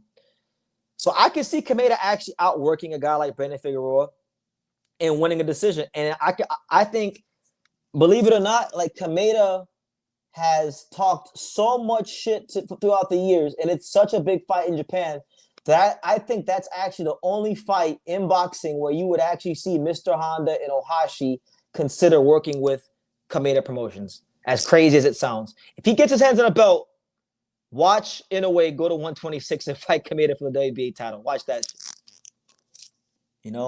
That's just my opinion. Inoue is looking to retire around age 35. What age do you think Angelo Leo will retire? That's a good question. I don't know. He hasn't taken a ton of punishment throughout the years, and because Mayweather Promotions and Pro Box have put his ass on the shelf for so long, he hasn't really it's actually done himself a favor in preserving his body. So I could see Angelo fighting to like 37. I'll say 37, 36, 37, somewhere around there. And he's 32 right now, so I think he's got a solid 4 years left.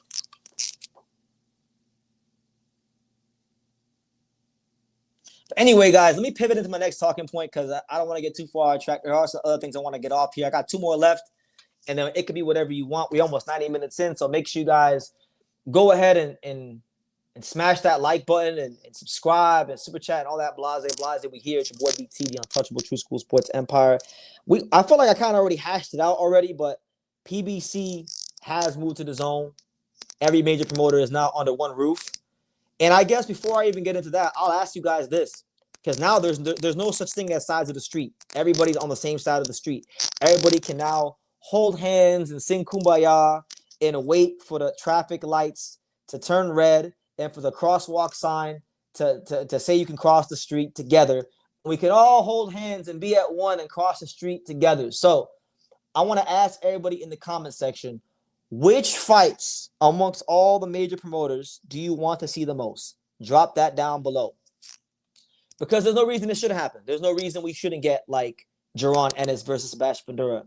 There's no reason we shouldn't get Angelo Leo versus Rafael Espinoza or Bruce Carrington. There's no reason we shouldn't get, a fight like, let's say, I don't know, name me the fights. It's crazy what could happen in boxing in a 7-year span, because 7 years ago, when Dazn came through the door and made its presence known in the boxing marketplace with Eddie Hearn, you had Leonard Ellerbe calling it dead zone. You had Steven Espinoza, who, by the way, he's not even employed right now. He's a complete non-factor in boxing. You had him talking shit about Dazn. You had Jose Ramirez, when he was the WBC 140-pound champion. He was the lone champion that refused to participate in the World Boxing Super Series. So Dazn has come a long way. They have become, whether we like it or not, the global home of boxing, and I'm really intrigued to see how things are going to go for them, and to kind of pivot into my last talking point, because yesterday in LA they had the Teofimo Lopez Rolly Romero press conference, and one of the fights that was discussed, and I saw my boy Sean Tatel did an interview with Sebastian Fundora.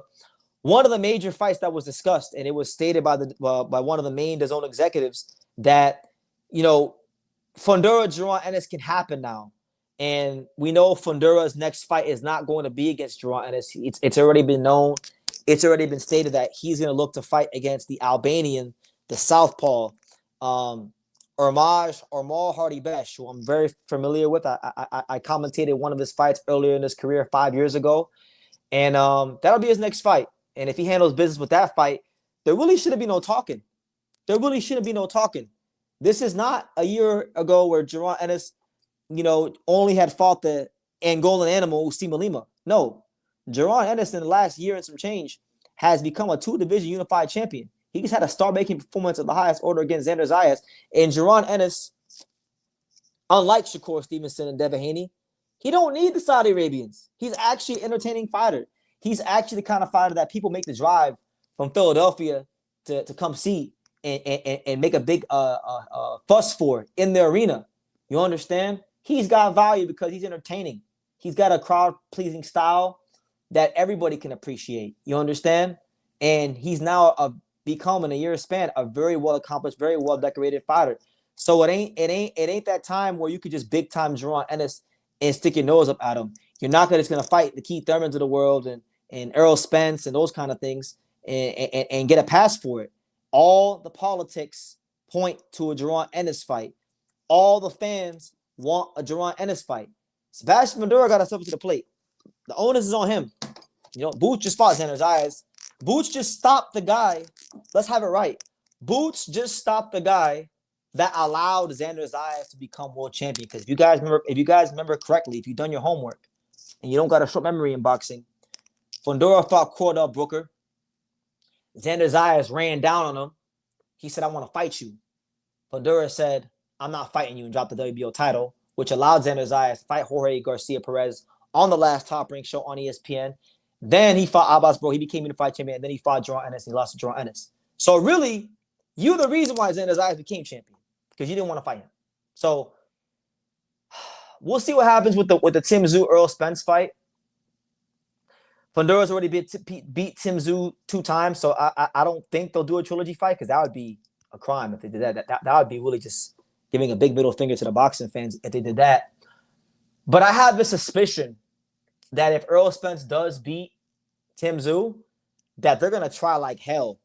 If Earl Spence decides he wants to continue to box after that fight, they're going to try their hardest to make Earl Spence versus Fundora. Because when Fundora beat Tim Tszyu in the first fight on short notice, who was in the ring facing off with him? Earl Spence. Earl Spence, for good, bad, or indifferent, is still a big name in the sport of boxing. People I believe a fight with him on the West Coast with Fundora would do good business. It would sell tickets. Maybe they could maybe they bring it to Texas, or maybe they can do it at the War Grounds at the Dignity Health Sports Park, But I think that would be a bullshit fight at this point, with all due respect to the truth, Earl Spence.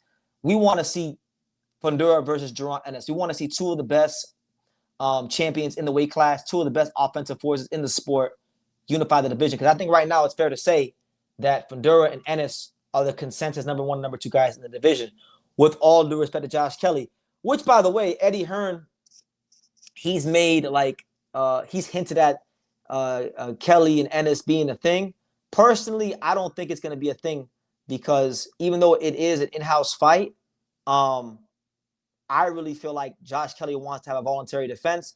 Josh Kelly's been very adamant that he wants to fight in the Sunderland Football Club Stadium, the Stadium of Light in his hometown. And I think before he fights a unification fight, he's going to do that because that's one of his dreams. And the only way he's going to be able to achieve that dream is to do it in a voluntary scenario. So really, if we're talking about unification fights, the only fight that could be made is Jaron Ennis versus Sebastian Madura. And if it doesn't happen, it's because of Sebastian Madura. And I want to get that established here on True School Sports. My man Lance Meyer says he hates my light, but I like the light. I think it's cool. Why does it bother you guys? Why does the light bother you guys? I like the light. I think it's cool.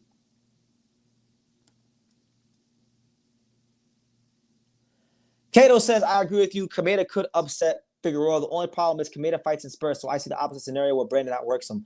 Well, that's Brandon's only pathway to beating him, I feel, is to outwork him. But again, one thing that I learned from the Angelo fight and even before the Angelo fight, watching his career, because I watched his whole career. You know, when Angelo fights these guys, I don't think you understand how much I watch these fighters. He's very sturdy, and he's very strong, right? So if Kameda is able to push this guy back, you know, is Brandon going to have an answer? I don't think so. I really don't. That's why I think it's an interesting fight. And I'll say this. If Brandon is successful and does beat Kameda, then I think at that point, all the featherweights got to start unifying because Brandon Figueroa is the only champion that has not had a mandatory or voluntary defense. He's the only guy that has no title defenses because you've had Espinoza, who's been champion since 2023. He's had a couple of defenses. Bruce just had his first defense against Palacios. Angelo defended against Kameda in May of last year. So once this domino falls, it's unification time. There's no reason for any of these people to have a defense. The only person that really you could say could have a fight is Angelo because he's been kept out of the ring by politics for the last 13 months. And I know for a fact that his dad and him want a voluntary defense, a tune-up fight or a get active fight because they haven't fought for 13 months, and that's fair because they were screwed on multiple occasions. ESPN dropping boxing for WWE out of all things is a sad thought to think about, isn't it, BT? It is. I never thought I would see the day that WWE mixed with ESPN, but I mean, things change all the time, and that's what Top Rank gets for not putting on the fights that they needed to put on and wasting a lot of those dates on fights like Jose Pedraza versus Richard Comey in Oklahoma. You know, that's what they get.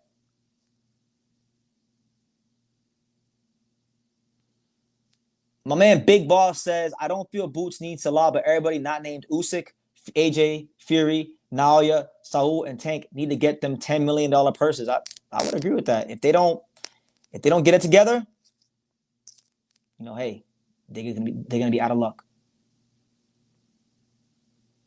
Shout out to my main man, and I gotta give this guy all the credit in the world because I feel like a lot of people are just fanboys and they dick ride fighters for the moment. I don't believe they're genuine fans of the fighters they claim to like. But this guy right here, this is a genuine Jaron Ennis supporter, and I'm gonna continue to advocate for him. Jaron Ennis need to get my man pound for pound ringside tickets for the rest of his career. And you know what? I'm kind of ashamed of myself that I didn't tell Boots this in the media scrum. And so next time I see Jaron Ennis, I'm gonna remind myself. Tell Jaron Ennis to get my guy some tickets to a fight because it's only right when Boots is getting shitted on about Lima by me and all the others, this guy stuck up for him. But nonetheless, Power and Power says Samson retweeted me saying Boots Fundura 2027 summer for undisputed. Yeah, I think that's that. I think in most at featherweight at 154, you're gonna get a lot of the unification fights in boxing in and around that time. 2027, spring, summer of 2027. That's the way I feel like it's lining up. Hopefully that's the case because if not, and these fights get marinated anymore, then I think it's a slap in the face to the boxing fan. I feel like these guys are big enough names now. They're solidified enough. We got everybody under the same roof. It's either you get down or you lay down. You either get down and you make these fights that boxing fans have been clamoring for, or my main man Dana White and Zuffa Boxing, they're gonna come with that bag, and they're gonna pry all your names away, and you're gonna be boxed out. So do the right thing. Do the right thing for once, boxing promoters. Do the right thing. Cut the shit.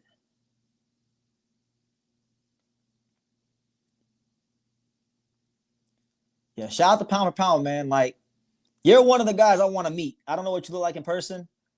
I want to meet. If you ever go to a Jerron Ennis fight or any fight that you know I'm gonna be at, make yourself known. I'd love to meet you because I like people. I like people that really support fighters that they say they like. Like, if Jerron Ennis loses a fight, I know for a fact you're not gonna turn your back on Jerron Ennis. Shit, you might even probably more if he loses. That's the kind of guy you are. But anyway, guys, I don't ran through all my talking points. So now, I mean, I'm not sure how much longer I'm going to stay live. I'm going to shoot for. I'm definitely going to give you all the customary 2 hours. But you all are giving some great comments right now. Energy levels is good.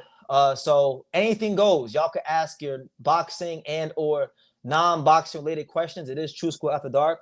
We're all friends here. So smash that like button, subscribe, super chat, and let it rip. Let it rip while we're here just chilling. In a very slow time period, a very slow week in the sport of boxing. There really ain't nothing going on. You know, it's such a slow week in boxing. I'm considering making a video about Conor McGregor in his fight. I might go live for some MMA, you know, which I don't know. I don't know shit about MMA. I heard they're really gonna push for that Carrington Fritz Figueroa fight. I from everything that I know about all the guys in the division, that sounds about right. You know, we heard the guy at Britain yesterday at the press conference say that's a fight. We know Rafael Espinoza right now. He's not really trying to fight. He's pursuing a career as a mariachi singer. He's not trying to fight Angelo Leo. He's not trying to fight Bruce Carrington. He's not trying to fight Brandon Figueroa. He wants to be a mariachi singer. So, hey, best wishes to him in his future endeavors. So I would agree with you. And as far as Angelo, from what I know, you know, he still hasn't even gotten paid for the Rai Salim fight. So that's still a thing. And, you know, he's talking to Pro Box about his next fight. That's a thing. And a lot of the champions aren't really in a rush to fight him. So that's a thing. So that's what it is. Shout out to Sweet Science Report. He says, thank you for what you do on here. I've seen your stuff for years, but I subscribed 6 months ago. You held me down talking about the sport we love while I was going through the hardest time of my life. Well, I appreciate you, man. Respect to you. Whatever it was, I'm glad you got through it. You know, I've gone through a lot of, you know, shit in my life, you know, throughout these 10 and a half years that I've been covering the sport of boxing. So trust me when I tell you, I know what it's like. But, you know, this too shall pass. You know, life is peaks and valleys. So enjoy it all, you know. Your daily gifts in life are your trials and tribulations, because that's what makes you a man. That's what makes you the person you are. So thank you so much. Continue to pursue the best things in your own life. And yeah, we all love boxing here. It doesn't matter if you like certain fighters that I don't like, or I don't like certain fighters that you like. You know, we're all here united for our love of boxing. And the sport of boxing has given me everything in life, from friends to confidence to being able to see the world and getting to interact with great people like yourself. So I'm very grateful and appreciative for that. And thank you for that comment. I really appreciate it. And God bless you, Sweet Science Report. Dog says Turkey would get replaced by Saudi, though, wouldn't he, if they wanted to keep investing into the sport? He probably would. I really feel like, you know, and this is deeper than just boxing, right? Because the Saudi Public Investment Fund, boxing is a small part of what they're doing to try to build up their country and change the perception of their country, i.e. sports washing, right? They have a whole thing, Agenda 2030, right? Inevitably, they're going to invest into certain things up to about 2030. So that's why I keep saying, before the year 2030, I feel the Saudis will pull their investment from boxing. So whether it's in the form of Riyadh season and Zuffa boxing, things are not going to stay the same forever, as they don't life or in boxing. So kind of how I just see it. Ma the Prince, shout out to him. Now he's talking about the stuff I want to talk about. He's talking about my main man, 50 grand, Yugo Osaki, the best young fighter in Japan and one of the best young fighters in the world. He fights in 4 days, headlining his first show at Corkin Hall, making up for lost time. That's my guy. You know, we were in camp together in and around this time last year, around August to last year, from late August to early October. We was in camp out there in the Bay Area. You know, I was in charge of, you know, overseeing a lot of things that were going on in this camp, and that was big honor. You know, he didn't get a chance to fight in the WBO Eliminator. He was inactive for a long time. He's gotten something squared away, and he's fighting his second fight in as many months, in 2 months. So he says Yuga has a solid ranking in the IBF, number 8, in the IBF and WBC, number 12 in the WBO. He's fighting for the vacant WBO Asia Pacific light flyweight title. The opportunities are on the horizon. Yes, they are. And fun fact, he already won. He used to hold the WBO Asia Pacific title. He won this belt back in, I believe it was 2024. And I actually remember when we were in camp together, he actually had the belt in the house. I've seen the WBO Asia Pacific title that he had in the house when we was in camp together. So, you know, he would actually be a 2-time WBO Asia Pacific light flyweight champion. But remember, back in late 2024 when we were in camp together, that was supposed to be, that fight with Azio VR was supposed to be a WBO light flyweight world title eliminator, right? And his highest ranking as it stands right now at the time of this video, where is he at? He's 12. He's 12 in the WBO. He's 8. Yeah, he's 8 in the WBC, and he's 8 in the IBF, right? And he is not ranked in the WBA. So I've always felt like he was going to go the WBO route, meaning that more than likely, if he does get a world title opportunity, he will be fighting Rene Santiago. Now, Rene Santiago is fighting Daikira in Japan. He was pushing for the fight to be in Puerto Rico. It's not going to be in Puerto Rico. They told his ass to get to Japan or you ain't going to get paid. So he obviously he's obliging with that. Now, if Santiago beats Daikira, that will continue his run as the Japanese Nightmare, and it would set up the fight that was supposed to happen. I thought should have been happening already between Yugo Osaki and Rene Santiago. And me and Yuga talked about this many times back then. We love that fight. You know, Yuga could definitely outbox Rene Santiago, and I think he'll probably stop him if they fight. But the harder scenario, in my opinion, would be if Yuga had to fight a guy like Daikira for his first world title, because Daikira and Yuga Osaki have history. They fought each other in the amateurs 2 times. They split. And if you haven't watched Daikira fight, he's kind of like a Joe Frazier, compact counter puncher type, real strong. And they fast tracked him to this world title fight. So I feel like Daikira versus Yugo Osaki is one of the best fights that could be made in Japanese boxing. And that's actually one of the only guys I would give a chance at 108 pounds to beat Yugo Osaki. But of course, I'm going to roll my guy because I feel like he's one of the most complete fighters in the division and in the lower weight category. So really excited to see him really excited to see him, you know, fight again and fight for the world title. When he fights for the world title, I don't give a damn when it is. I will be there to support my guy, even though we haven't talked in almost a year. That's still my guy, and I want to see him fulfill his destiny and become world champion. So yeah. Sweet Science says, thank you, brother. I'm from New York. I definitely recognize every block you were on while you were streaming, walking around. I've been living in Central Florida for a few years. Hope to meet you at a fight. Well, God willing, you will. I go to enough of them, so I'm sure you'll get your chance sooner rather than later. I really enjoyed my time in New York this last time. You know, I've been to New York City 8 times. I've been going to New York for like 10 years. So it was my 8th time there this last time. And I feel like I saw more this last trip. You know, I got to go to the Empire State Building, Statue of Liberty. I took the ferry like 3 or 4 times. Had a great time in New York. And I'm looking forward to going back in roughly, I think I'll be back in New York in roughly about 11 to 12 days. And I'll be there for like 4 or 5 days to watch the Richardson Hitchens Ricardo Salas fight on Zuffa Boxing. So that'll be really exciting to go to a Zuffa show, the first Zuffa show in New York City. So shout out to all the fine folks in New York. New York always shows a lot of love when I go there. So I got a special place in my heart for the New York City boxing fans. Will you make a video on Yuga's fight? Yes. Are you kidding? Yes. Listen, man, Yuga is like damn near like Angelo. Like anytime I get a chance to talk about Angelo or Yuga, I'm gonna do it because those are like it's bigger than boxing with those guys. Same with like a guy like Ian Green. It's bigger than boxing with those guys or Eric Landis Jr. It's bigger than boxing with those guys. So of course, and I genuinely believe he's a special talent. You know.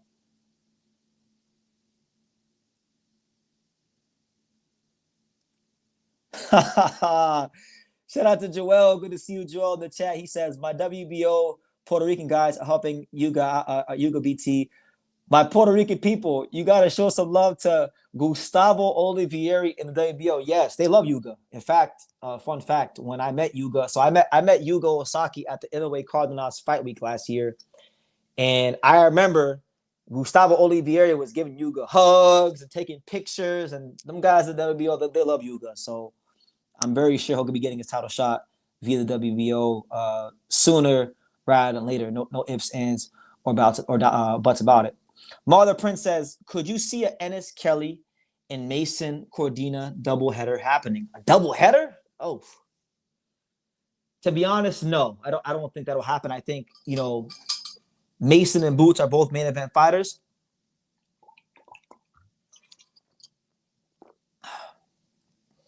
They both established value in the American market as main event fighters. So as cool as that would be, I know like that's a very 1990s way of thinking. And they should do that. I would love for them to do that, like in New York City. But no. And I know the Joe Cordina fight was supposed to happen, and maybe they're probably gonna do that fight next. But the fight I really want to see for Abdullah Mason, and I would go as far as to say that it's one of the top 5 fights I want to see the most in the entire sport of boxing. I want to see Abdullah Mason fight Alan Chavez from Argentina, the southpaw power puncher. I think that fight would be crazy. I think that fight would just deliver on action and all that stuff. Have I ever caught any fights on the island? I caught some sleepers there because I used to work with a company that owns that arena. Robert Guerrero versus Figueroa, Humberto versus Alexander. You talking about Puerto Rico? If you're talking about Puerto Rico, no, I haven't. I was actually supposed to cover Xander Zayas versus Abbas Barrow. I got accepted at everything, but just didn't work out. There was a lot going on. So at some point, God willing, I get to go to the island and cover a fight, but no, I haven't had a chance to do that yet. Joel says, I really hope they do Collazo versus Ricardo Sandoval in Puerto Rico, BT. I don't listen, man. You try to get me riled up. You know how I feel about that fight. I don't really care for it. Good fighters. I like both fighters. I don't really care for it. Feel like Ricardo Sandoval shouldn't be champion right now. Ken Sherwood beat him. And Oscar Collazo is ducking Pedro Tajuron. And on top of that, there's a lot of smoke at 108 pounds that he's not trying to invite or fight. So that's how I feel about it. I don't know what that fight should be, to be honest with you.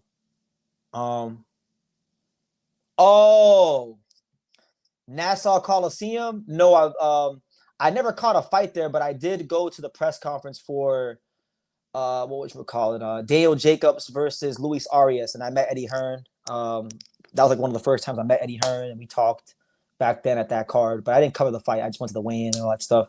But I've been by the Nassau Coliseum. In fact, I was just down there in Hempstead in January because I was staying with one of my boys over there. My boy Marcos Paz, professional fighter, one of my best friends in the sport. I stayed with him while I was out there in Hempstead. And I've been to Long Island a couple of times. I've been to Hempstead. I've been to Great Neck. So I'm like semi-familiar with Long Island, but never been to any fights there. Because they don't really do a lot of fights there, to be honest. Al the Powell, he's coming in hot. My man Al the Powell. One thing about Al the Powell throughout the years, he's been very consistent with this, that about these European fighters, these white guys. He don't want to see these top fighters fight the white guys. He said, and I quote, "Boots need to stop with the Europeans. They don't really make it 12 with the blacks and Latinos unless they're Ukrainian or special European." Well, there you go. See, you had to add in a special stipulation because I was going to tell you, Karen Chuka John took him 24 rounds. Fuck 12. He took him 24 rounds. I mean, Joe Smith Jr. knocked Bernard Hopkins out of the ring. I mean, that was a thing. Joe Smith Jr. beat up a couple guys that were black and Latino and all that.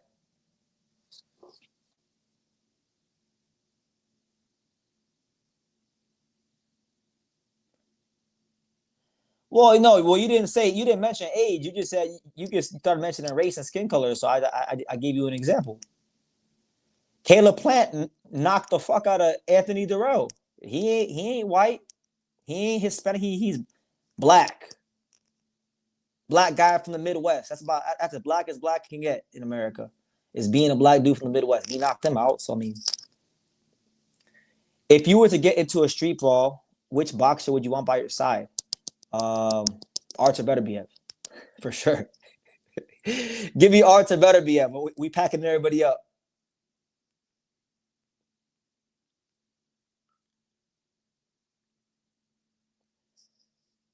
Beating Ricardo Sandoval is better for Collazo Alcantara than beating Tadron. If Tadron was for undisputed, I would be on your side. Okay, then why? Okay, so then why would Asa Collazo just go fight the South? Why wouldn't Collazo just go fight the South African Q's, who you could pay a little amount of money to do a unification fight? He would take the money, and then Q's could fight Collazo. Collazo beats Q's. He's a 3-belt champion. Boom. Now Tadron's for undisputed. I'm sorry, man. I like Colosso, but Miguel Cotto Promotions and Golden Boy, they moving like some hoes with the Sandoval shit. I'm just being honest.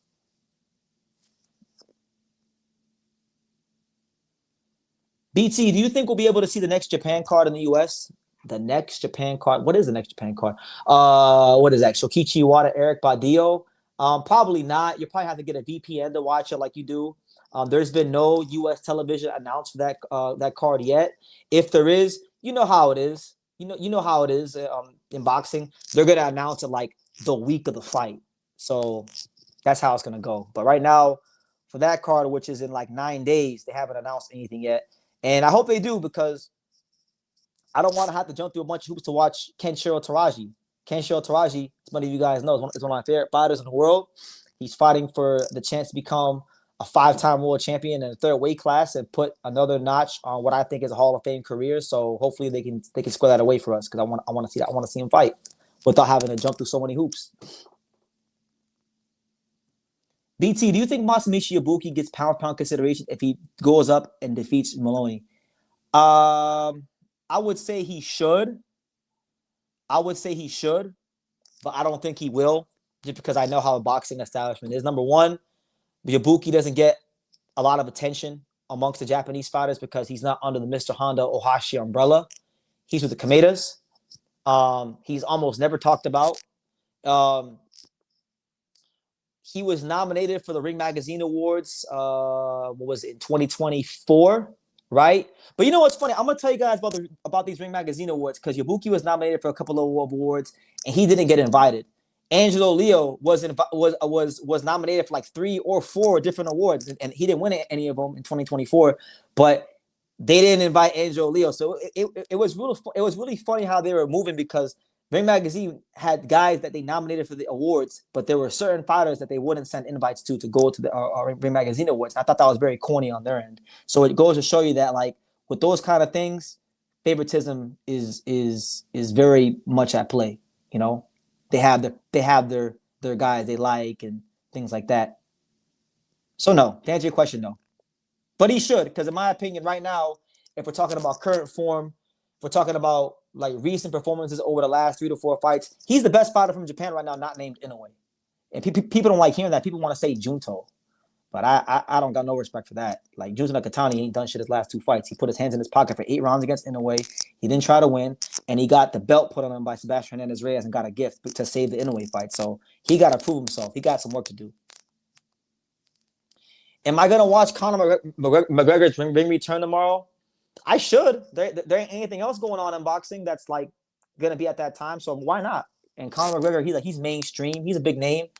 Technically, he's a fighter. You know, he was a boxer at one point. He fought Floyd, so why not? Oh, for sure, they got to. I know they don't want to, but they got to.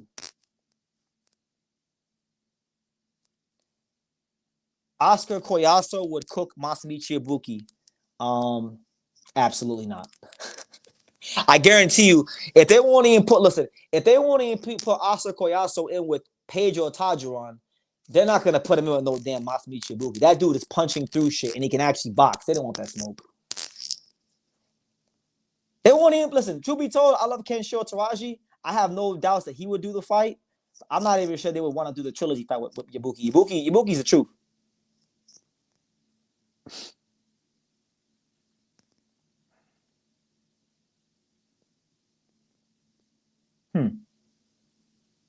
That'd be an interesting scenario. In a way, Bam winner versus the Loma Tank winner.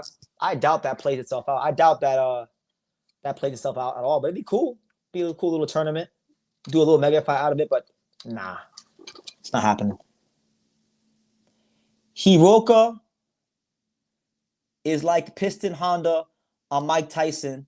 Hiroka gotta have his aggression on the whole fight though. Yeah, shout out to Andy Hiroka. His dad is a fan. He's part of. I didn't know that Justice Hiroka was a fan of the Untouchable True School Sports Empire until he commented on one of my videos about Andy Hiroka, and he recently followed me on Instagram. So I want to reach out to him soon. I gotta drop this 1 hour Stacey McKinley interview this upcoming week. But after I drop that interview and then whatnot, I want to try to get Andy Hiroka and his dad here on the channel soon. That'd be a good look for the channel. I like Andy Hiroka. I think he's a great fighter. Jin Sasaki and him are friends, so I've talked to Jin. I've had personal conversations with Jin about Andy, about that fight and what he's like. And I hear he's a great person and he's obviously an awesome fighter because look at everything he's done in boxing, you know.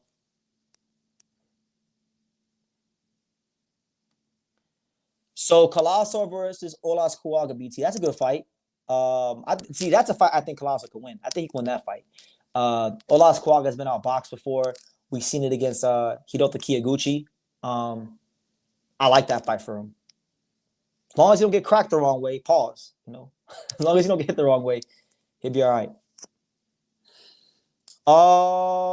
As of right now, there is nothing lined up for Andy Hiroka, but hopefully soon. I think right now he's still trying to get some things behind the scenes straightened out. So we'll see how it goes. But shout out to everybody here. It's your boy BT, the Untouchable True School Sports Empire. It is, in fact, True School After Dark, everybody's favorite late night boxing program. Definitely hit the like button, take the time to subscribe, super chat, all that blase. Let me know where you're watching from, and get your comments in, guys. We just chilling now. We spoke our piece on the whole Zuffa thing, all aspects of it. Broke it down from A to Z, Z to A, and all that stuff. So, hold on, where's my charger at? I gotta get my charger, guys. I'm gonna unplug these headphones. Let me know if the sound is good because I gotta charge this phone. I know I'm close to it being on 10%. So give me 1 second. Keep putting your comments in. Hold on.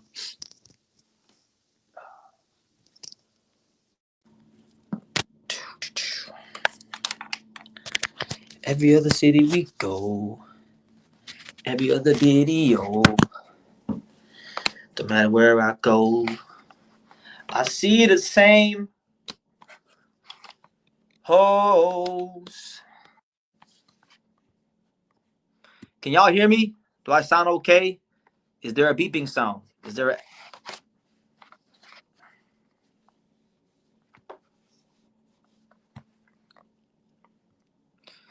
TSM says, who would I want Jin Sasaki to fight in the top 15 of the rankings next year? Let's look. Let's give it a look. So, in fact, we'll go to screen share for this one. Make sure y'all hit the like button. So we'll go to screen share because I got the rankings right here. I got them right in front of me. Let's have a look.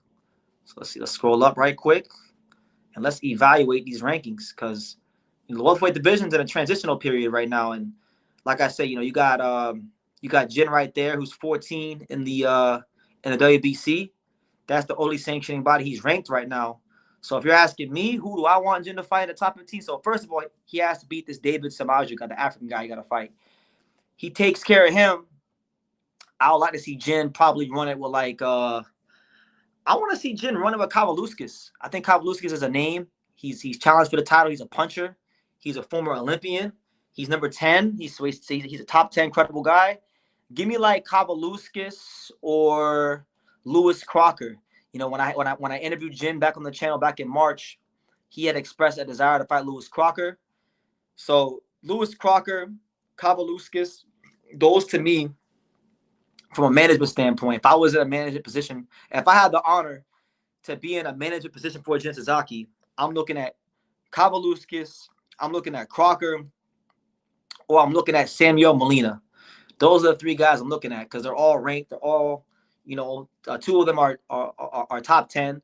One of them is a former world champion. If he could beat one of those guys, I think it sets him up very nicely for a potential world title shot or you know, an eliminator type scenario. So yeah, I would go with that. I would go with those three: Molina, Kavaluskis, Lewis Crocker. We'll go with those three.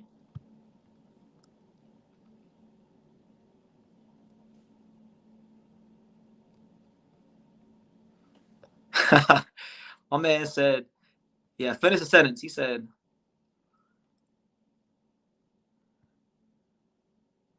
Jin is getting destroyed by any good fighter. He's not that good at all. I disagree with you. He's a crash out. He's flawed. But I've seen him in the gym. I've seen what he's got.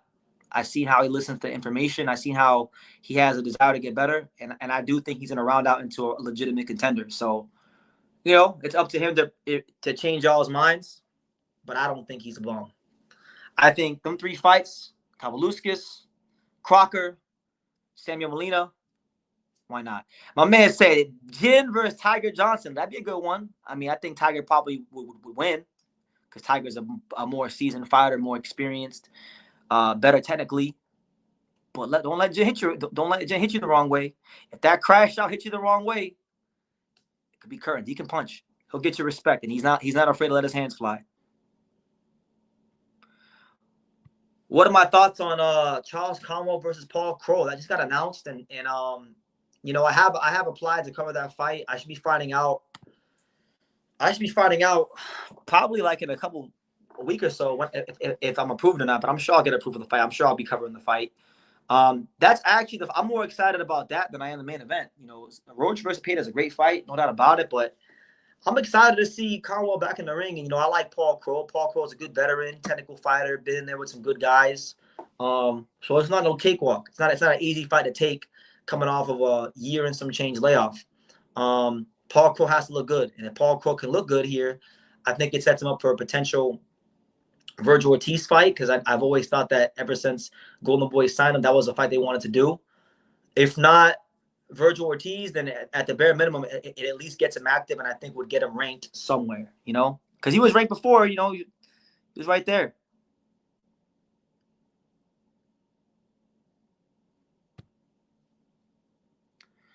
No Limits trying to match Paro with Pac or Kambosos. That's nasty. I mean, hey, shit, if you can get Paro, either one of those fights, let's not be delusional here. Let's not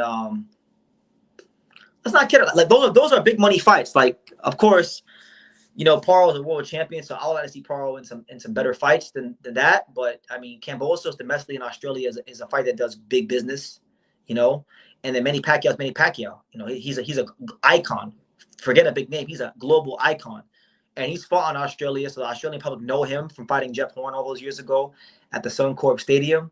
So, you know, I don't like it. I don't really care for those fights, but I understand why No Limit is trying to do those fights because those are the kind of fights that will get Paro recognition beyond just the boxing community in their big money fights. So I understand it, but I'm not gonna really like champion the idea of those fights. I don't really care for those fights, if I'm being honest.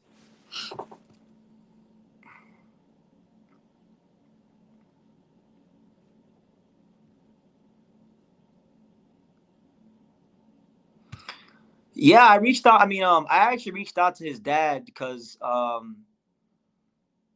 know a trainer that is very interested in training Andy Hiroka. He's a trainer who I won't say his name, but a trainer in America reached out to me and they said, "Hey, BT, can you get me in touch with Andy Hiroka?" And I'm like, I don't know Andy like that, but his dad follows me on Instagram, so I actually reached out to Justice about that as well as, you know, getting him on the channel. And he didn't really respond to that part of the message, but he did say he did kind of acknowledge the fact that he liked doing the channel. So yeah, I think he should, because Jin has done that. Now this is now like Jin's been coming to America here and there, but his last camp and this camp are the two longest camps he's had in America. And I thought he showed improvement in the Sword Tanaka fight, and I think he's gonna show even he's in a 10x's improvement in this next fight just because of the sparring he's been getting. So I think Andy Hiroka should definitely follow suit if he can. Does Andy Hiroka know English? Yes, he does. He spoke English. He spoke English at the press conference for the at the weigh-in for the Gary Anton Russell fight. He actually knows a little bit of English. He knows more English than Jin. And Jin, despite not knowing English, he's found a way to, you know, find his footing in America and spar guys like Alberto Puello and Abram Martinez and Ricardo Salas and Charles Conwell, and he's doing his thing. So if he can do it, shit, Andy can do it too. He knows English, and he's a top fighter. And I'm sure there's a lot of American fighters that would love the opportunity to get work with him, because a lot of people saw him fight Gary Anton Russell, who we know is a top fighter, and give him some real problems. And basically, he was on a 1 or 2 day notice because they set him up. They set him up for failure. They being Ohashi, getting him to the States so long.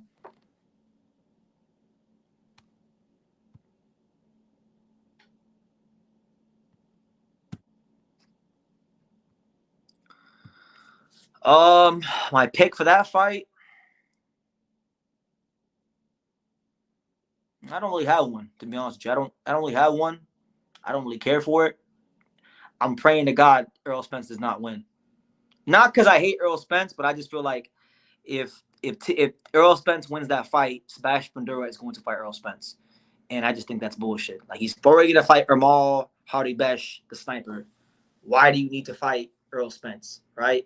So for that reason, I gotta go for Tim Tszyu. But really, I don't care for the fight.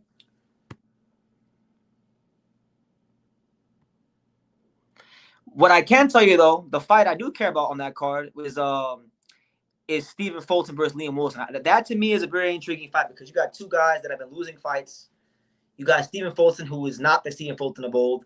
He does not live the life of a fighter on a consistent basis. He walks around very heavy. He's going through a lot of stuff outside the ring, and he hasn't been able to deal with it properly. So it's affected his performances. You got Liam Wilson, who really hasn't been tested on the world level since he lost to Oscar Valdez. He just fought a bunch of people from Australia, Oceania people. So good crossroads fight. Do I think Daikira is a bigger threat to Yugo Osaki than Raito Katakao? Yes, I do. 1,000%. I watched him a little bit. You know, I watched him a lot actually today, because I did video like today. I did a video on him. I did a video on Michael Angeletti that'll be coming out at the end of the month. I did a video on him. Did a video about a couple fighters, but he's good. He's a like a athletic fighter, outside fighter, good feet, good in and out movement. But that style, I mean, he's not gonna like that. That ain't gonna work with Yugo Osaki. I feel like from what I've seen of Yuga, being in the gym with him, to have a chance with Yuga, you gotta be able to push him around a little bit. And he's not the kind of guy that would be able to do that. If he fights Yugo Osaki, he's gonna have to outspeed him, and that's not gonna happen. That ain't gonna fly. And honestly, I've seen his defense in the 7 rounds he's boxing the pros. I've seen enough chinks in his defense. I mean, and Yuga has chinks in the defense too. I'm not gonna sit here and act like Yuga's a perfect fighter. Yuga has some shit he better tighten up himself. But I would say Yuga would beat him just because of his style. Daikira has already beaten Yuga in the amateurs. They split 1-1. And he's a really good counter puncher. And Yuga, I do think he has some things defensively that Daikira could take advantage of. So yeah, I think he's a bigger threat to Yuga than Raito. Katakao. I'll probably saying his name wrong, but the guy you mentioned. And I think he can take his time though, because I feel like he's 19 years old. Yuga, I think, is pushing about 22 or 23 years old. Yuga won't even be a light flyweight that much longer, in my opinion. He's big for the weight class, so I think he's gonna get this title.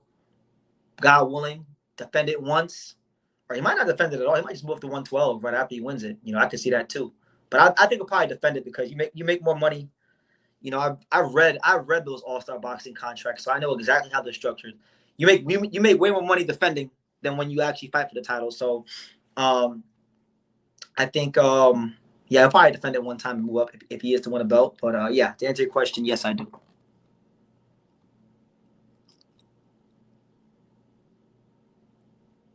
Ha! Hoops Combo, what's good, champ? What's up, BT? You remember this?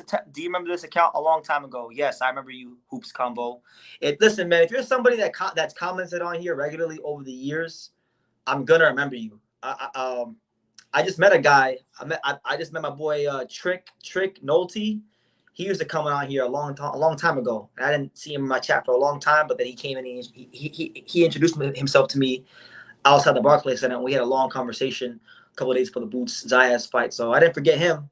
So I didn't forget you either, champ. He says, you were right about Shushu. What was I right about? What did I tell you about Shushu? Refresh my memory. For Americans that learn more about the Japanese boxing scene, boxers other than your channel, what media sources do you recommend? Are there any Japanese boxing podcasts with English subs? Let me see. Japanese boxing podcasts. Who do I watch? Not really. To be honest with you, I can't think of anybody off top. I mean, you have there's guys that speak English, but their content is not in English. Like you have Family Time, you have Boxing and Boxing, but they all speak in Japanese.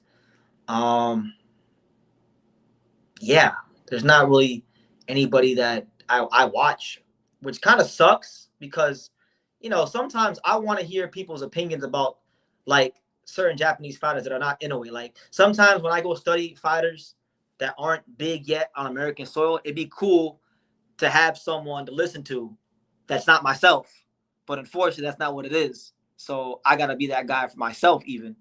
But nah, the best person I would say, he doesn't have a channel, right? He doesn't have a channel, so you can't really go watch his content. But the only guy in America that really, I would say, covers Japanese boxing as much as me is a Japanese guy himself, which is Daisuke Suguro, the great writer, but he lives in New York. And if you ask him, he'll tell you he's an American. He's from New York. If you talk to Daisuke Suguro, the great Japanese writer, he will tell you, I'm from New York. I'm a New Yorker. Yes, he's probably Japanese, but he'll tell you he's a straight New Yorker, right? So there's not really anybody on YouTube, and it sucks because sometimes I wish there was somebody else here. Maybe y'all put me on if you know someone.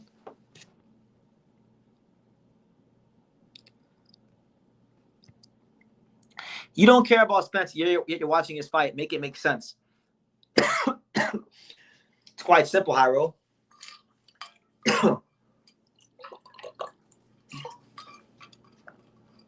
It's quite simple. This is like my job. I cover the sport of boxing, right? So I cover a lot of fights and things I don't care about, to be honest with you, because it's not about me. It's about the viewers. And a lot of times the viewers do care about my opinion on these fights. So I'm doing it for them and I'm doing it to keep my channel going, right? And yeah, I mean, I don't really care for the fight because, I mean, what is Errol Spence in 2026? And even with Tim Tszyu, it's like, okay, we better not get no Tim Tszyu Splash Pandora trilogy. Otherwise, it's going to be World War III up in here, So I just don't care about it like that. I like the Fulton Liam Wilson fight a lot more. But there's a gajillion fights in boxing I don't care. People love Devin Haney versus Shakur Stevenson. I'd rather see Shakur Stevenson versus O'Shaquie Foster. I think it's a better fight, and I think it's a real rivalry fight. Devin Haney versus Shakur Stevenson to me isn't a real rivalry fight. Those guys like friends. Hoops Combo says, I thought he was the best at this weight class, saying he'd beat Angelino. I don't think so now. I mean, well, hey, every fight, guys fight, and you get new information. When I speak about guys in the featherweight division, guys, of course, you guys are gonna say, "Well, you're being biased. Angelo's your guy. You're part of the team." But a lot of times, we obsessively study these guys. When I say we, I'm talking about me, Miguel Leo, Johnny. We obsessively study these guys. We watch fights. We know their tendencies. We know what's what. Bruce is a good fighter. Like Bruce, I give Bruce respect. He became what I thought he would be in boxing, which is a world champion. Now, as far as pound for pound, special fighter, all these things that Ring Magazine made you guys believe that he was or is, I don't see those things. He hasn't corrected the things he needs to correct to be those things. Now, maybe he will in the future, but to date, he has not done that. And there's nothing that I'm seeing from him that makes me worried at all about him in an Angelo Leo fight. That's just the truth. And quiet as kept, I mean, and this might actually be where me and Miguel Leo even disagree, but I actually think Brandon Figueroa is the toughest fight for Angelo Leo, not Bruce Carrington and not Espinoza.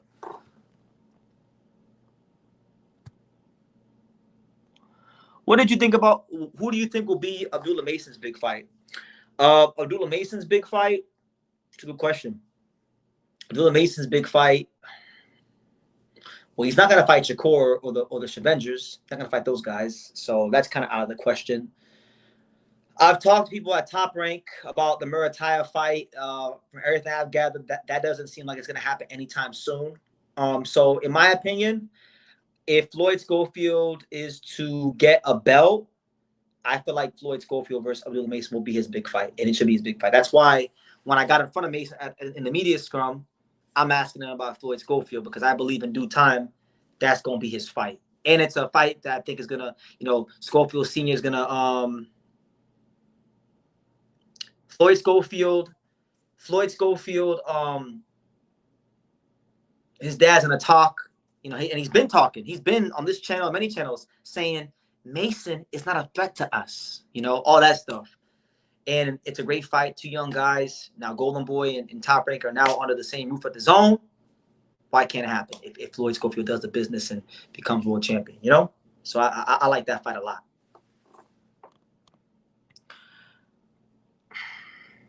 I was watching Inoue and Fulton. Inoue isn't the same anymore. He's still great, but he's not the same.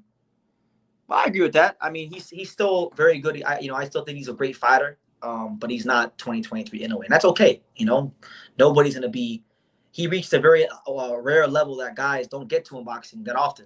And so it's only natural that he can't stay there forever. He's fought a lot of top contenders, been in some tough fights. So it makes sense.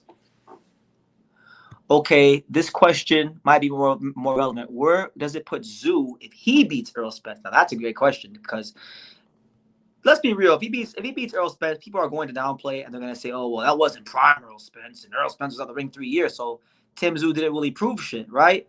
But I believe, and I'm looking at the rankings right now. Tim Zoo is actually the #1 ranked WBO contender. So I'm going to go out on a limb and say it like this. If Tim Zoo beats Errol Spence Jr., I believe Eddie Hearn will pick Tim Zoo for Jaron Ennis as a voluntary defense in Philadelphia, right?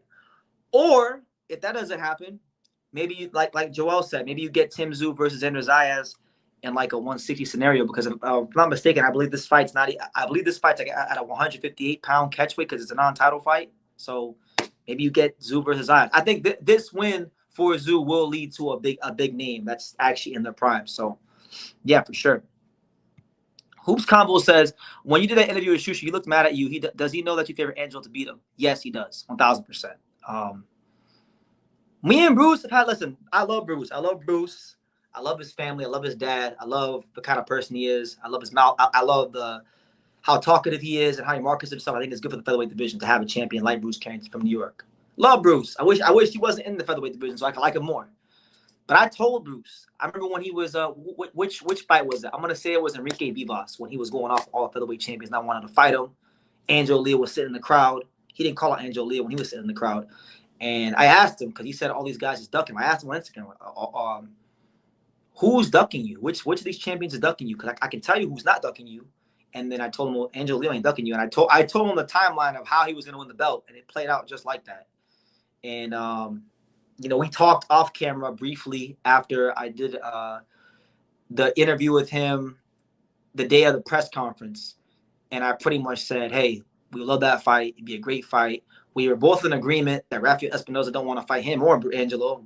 He's doing he's pursuing a music career, so good luck to him. But he knows, and it's okay. I like Bruce. It's just boxing, and as long as he's not fighting Angelo, I wish Bruce the best. I think it's great to have a world champion with his charisma and his mouthpiece from Brooklyn, New York. It always helps boxing to have a New York City world champion like Bruce Carrington. So, yeah, he knows.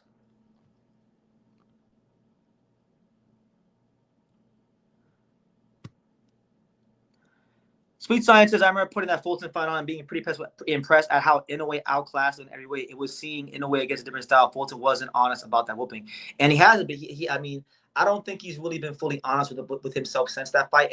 And one thing about boxing a lot like life. If you're not brutally honest with yourself and what happened, you're gonna fail in the future. You know, and I think that's what happened. And I think, you know, him blowing the weight against Oshaki Foster, all that is a microcosm of him not being real about what happened in the fight. He kind of got, you know, it kind of wasn't the best circumstances because he was really inactive, waiting for Mirja Aquindalia to fight for Undisputed. So it wasn't like he was fighting all the time. He was coming off of like a year plus layoff going into the Inoue fight. So I can get why he feels, you know, he wasn't his best. But the reality is, you signed the contract, you went there, you got your ass whooped, and you weren't the better man. Inoue was the better man by a good margin that night, and you had to be honest about what happened and move forward. And he hasn't done that, and I feel like that's a piece of why he hasn't been able to fully recapture his form. Espinoza sings. Oh man, he just Espinoza. If you go on his Instagram, he just made a whole music video where he's singing and he's got a whole outfit on. Like you guys be thinking I'm talking shit sometimes. I'm not. I'm actually not talking trash. Like Espinoza ain't fought all year. Every time his name gets brought up in a fight, talks break down.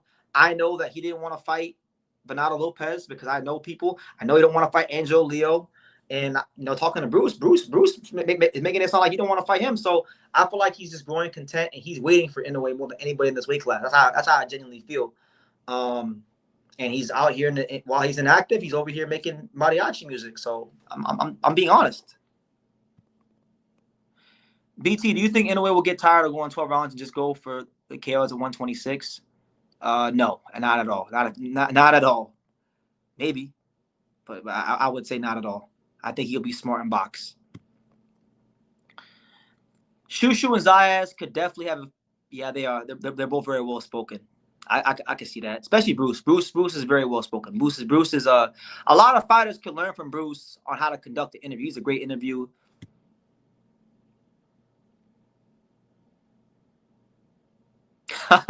Yeah, that fight's gonna go like 4 rounds, but I can see it happening if Zoo gets past Spence, that fight's gonna happen. It's a marketable fight.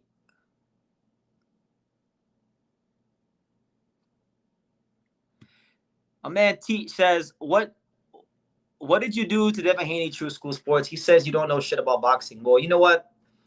There's a lot of people I mean, I wasn't even talking trash to or about Devin Haney when he quote tweeted me and he said that.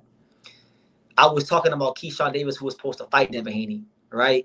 And he felt the type of way about it. I just think my opinion is that Devin Haney's probably just mad because I was talking crazy before that Brian Norman Jr. fight, and he didn't like that. So of course he won, so he earned the right to talk shit. And you know, I'm not like these other reporters.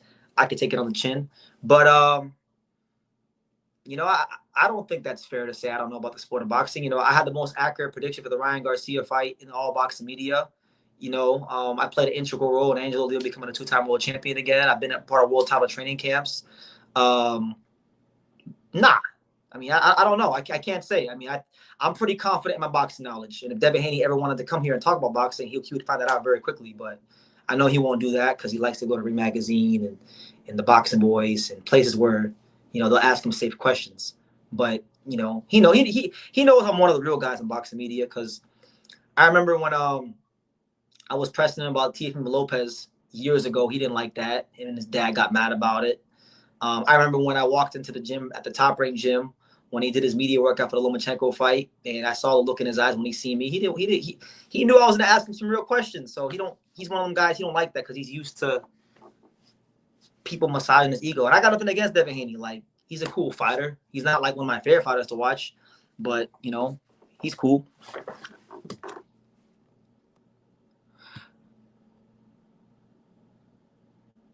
Will Virgil Ortiz ever become a world champion? That's dependent upon Rick Morrigan and them if they ever want to actually step to the plate and fight.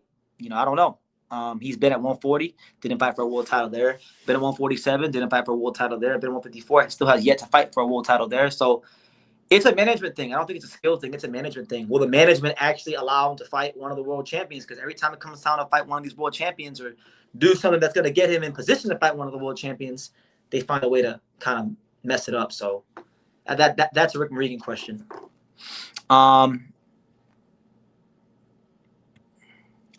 If you say that BT doesn't know shit about boxing, I know you're in your feelings. Well, I appreciate that, champ. I know some. I know about boxing sometimes. You know, I'm not gonna sit here and say that I know more about boxing than Devin Haney. I mean, he's an undisputed champion, pound for pound guy, and I'll show him his just due and I'll show him his just respect for his contribution to the sport. But yeah, I'm confident about boxing knowledge. I know a little bit, and Bill Haney knows I know about boxing. And like I said, Devin can come on anytime he wants, and we can have a discussion, and he'll find out very quickly how much I know about boxing. BT, did you see Shannon Sharp and Shakur Stevenson's argument? Yes, I did. How could you not see it? It's been all over social media. Basically, Shannon Sharp, who is by all accounts, by all definitions, a super duper nuclear casual fan, he says that he don't like Shakur Stevenson's fighting style because he feels that it's boring. And Shakur Stevenson doesn't like that because he feels like, well, hey, you know, Shakur is giving him the whole trope of like, well, no, if you really understood the sweet science of boxing, then you would know when I'm excited. I'm excited to a lot of people. Now, look, I'm a boxing degenerate, and I can appreciate all the styles. Well, I'm gonna call a spade a spade. Shakur Stevenson is one of the best fighters out there. I think he's one of the few fighters in boxing I've never picked against. I've got videos on this channel from like 2017, 2018, 2016 of me saying that Shakur Stevenson is better than Devin Haney and he will beat Devin Haney whenever they fight. And I'm going to pick him to win again if they fight on Zuffa Boxing. But he's had some stinkers. He's had some absolute stinkers. And he is boring at times. That's a fact. Two things can be true. We can be adults. We can compartmentalize. Like Shakur Stevenson does have some boring-ass fights. And to most casual fans, he's not an exciting fighter. Now, doesn't mean he's not a great fighter. Doesn't mean he's not great at what he does, because he is. But it's like me, right? Like, okay, I'll give you an example with me. I don't know shit about MMA. I am not a UFC guy. I've only watched one UFC card in my entire life from start to finish. And I think it was the Jorge Masvidal versus Usman one fight. Now, Kamaru Usman is like at the time is one of the best UFC fighters in the world. But all I saw him do was stomping Masvidal's toe. And I said, that shit is boring. This shit is trash. He ain't exciting to me. I don't like Usman, you know? But that doesn't mean he's not great at what he does, right? So that from a casual standpoint, I can understand. Same thing with like, to go to MMA and use myself as an example. Same thing as like Demetrius Johnson. He likes to get on the floor and wrestle people. And if I'm watching MMA, I don't want to see that. I want to see dudes get kicked in the face. So it's the same thing with boxing. There are certain people that want to see knockouts and are not going to be able to appreciate Shakur Stevenson's style because they don't understand the nuances of boxing. And guess what? It's not everybody's job, the paying customers, to understand the nuances of boxing. Some people just want to see a good fight. So yeah, sure, you could be better than a guy like maybe like a Jaron Ennis, or even like on a lesser level, like a guy like, let's say, Oscar Valdez. But Oscar Valdez might be more appealing to the casual fan because he's in these kind of fights that appeal to the casual fan. So two things can be true.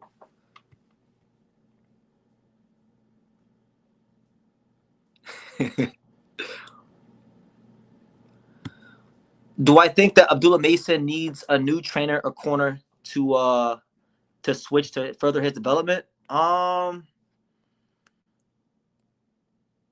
mean, thus far it's worked out well. I mean, Albert Bell forced Abdullah Mason to make some pretty big adjustments in their fight, and he was able to make them. So my thing is, I don't think a fighter has to change their corner if they show that they can make adjustments. Because at the top level, what separates the good fighters from the great fighters and the great fighters from the all-time greats is their ability to make adjustments. And thus far in Mason's career, he's shown that he's been able to weather the storm, and he's been able to show that he can win different types of fights against different types of styles and make adjustments. So I feel like in boxing, people are always so quick to like shit on the fathers in the corner, you know, and say, oh, well, he has to leave his father and go somewhere else. And there are cases where that has been the case. Like, I felt like Danny Garcia reached his ceiling like right after he beat Matisse, and he probably should have once Danny Garcia became a welterweight, he should have been looking for help. But, you know, again, he decided to stick with his dad. That's his prerogative. He believed in that, so that's what he did, and he was happy with it. He was comfortable with that decision and direction in his career. But I don't think thus far that that's the case with Abdullah and his dad Valiant. But maybe it will be one day, but I don't think it is right now. That's how I know you're a casual. Demetrius Johnson is a well-rounded fighter. He doesn't primarily wrestle. Well, I didn't watch them. Listen, I didn't watch none of them fights where he was doing other stuff. I watched the fights where he was wrestling and on the ground, and I don't want to see that shit. You know, as a guy that doesn't watch MMA, that doesn't care for that, and it's the same thing. I'm sure it's the same thing for people that watch boxing. They don't want to watch you pot shot and throw single shots and things like that. They want to see knockouts. They want to see you be aggressive and throw combinations. And the Williams Zepeda fight was one of the exceptions to Shakur Stevenson, where he fought that kind of style because that sort of style commanded that from him. But generally speaking, that's not the things you see in his fights. So that's why Shannon Sharp said what he said. There's nothing wrong with saying with wanting a fun fight. You can't say you're not a real boxing fan because of it either.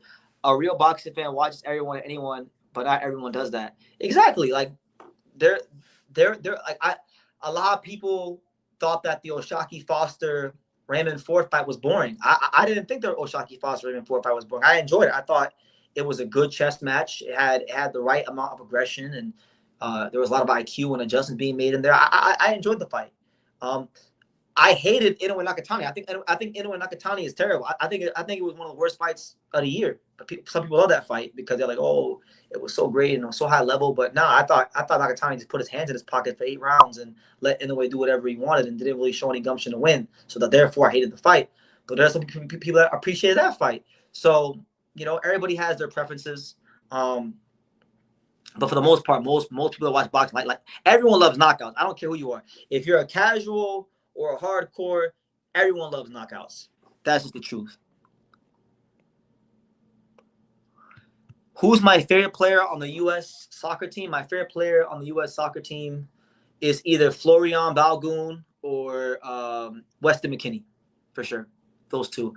Pulisic is soft as Charmin. And, I'm so pissed off that I let these pretenders make me believe, because I remember before the World Cup started, I was so pessimistic. I was telling one of my friends that's a big soccer fan. I was like, man, USA is soft. They trash. Because I watch them from time to time. I am a USMNT fan, and I do follow them for the big tournaments like the Gold Cup and the Nations League and things like that. So I had an idea of what was going on. And I'm like, man, this team is trash. They're probably going to come out here and not even get out the group and lose to Paraguay and draw at Australia. Right, so I came in very pessimistic, and then the Paraguay game happened, and then I'm like, F it, I'm all in. I'm all in with Team USA, and then they beat Australia. They were down 10 men against Bosnia. They showed some grit in that particular instance. So I got suckered, and then when they played a real team with real world-class talent, they got exposed for the frauds and the pretenders that they are. So.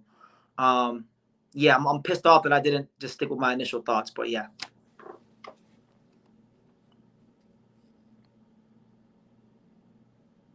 Well, Hyro, I like Guillermo Rigondeaux because he actually breaks people's jaws. Like, he has some exciting fights. Like the Julio Serra fight was exciting. He broke Jazz Dickens' jaw years ago. Like, he can punch when he's forced to punch. Shakur, I'll tell you that Shakur is not punching like no damn Guillermo Rigondeaux at bantamweight. I'll tell you that right now. BT, do you think working with Bud will help Mason's development, considering similarities in style and dimensions? Of course. I mean, Terrence Crawford is one of the greatest fighters of all time, with a lot of experience and wisdom to give. So why not? They're both from the Midwest. Traditionally speaking, black fighters from the Midwest are finishers. Think about James Toney. Think about just all the Julian Jackson. Like anybody from the Midwest, that black fighters, they're finishers. So Crawford's like that from Omaha, Mason from Cleveland. Why not? Could work out.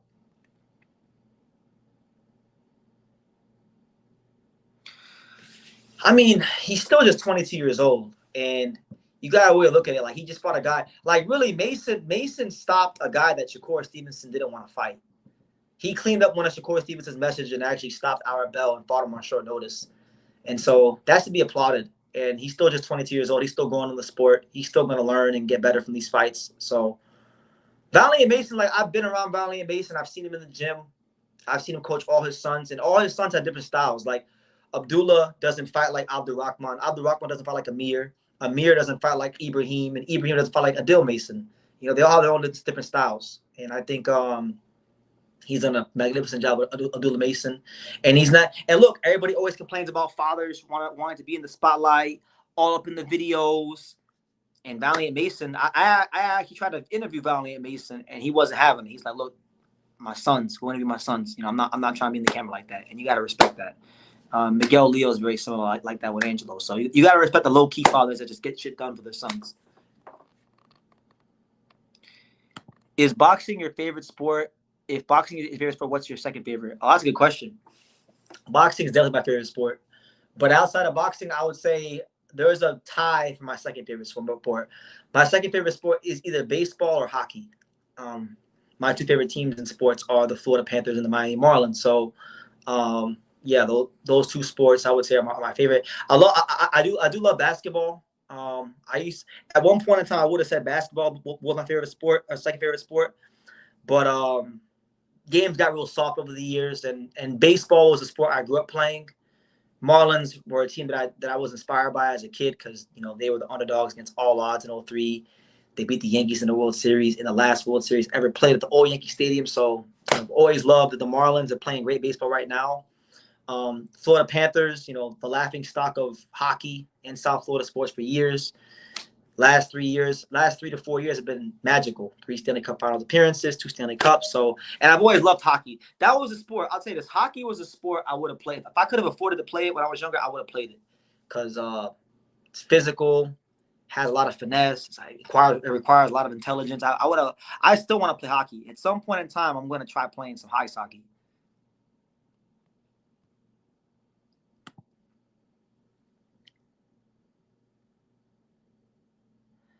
I know, but I said he wasn't born. But I'm just telling you, man, Rigondeaux has fights you can point to that are exciting. You know, he breaks people's jaw. He like Rigondeaux when he was forced to fight, he kind of fought a bit like a mini Adonis Stevenson. Southpaw, very left hand dependent. You know, if you go and you watch the fights where he's fighting, you know. And shout out to my man Cassius. Good to see you, Cassius. Tip of the cap to you. Hope all is well. I'll be seeing you in a month and a half when I'm out there in the UK, so I'm looking forward to that, counting down the days as I return to the UK for the first time in 7 years. So that's going to be an experience.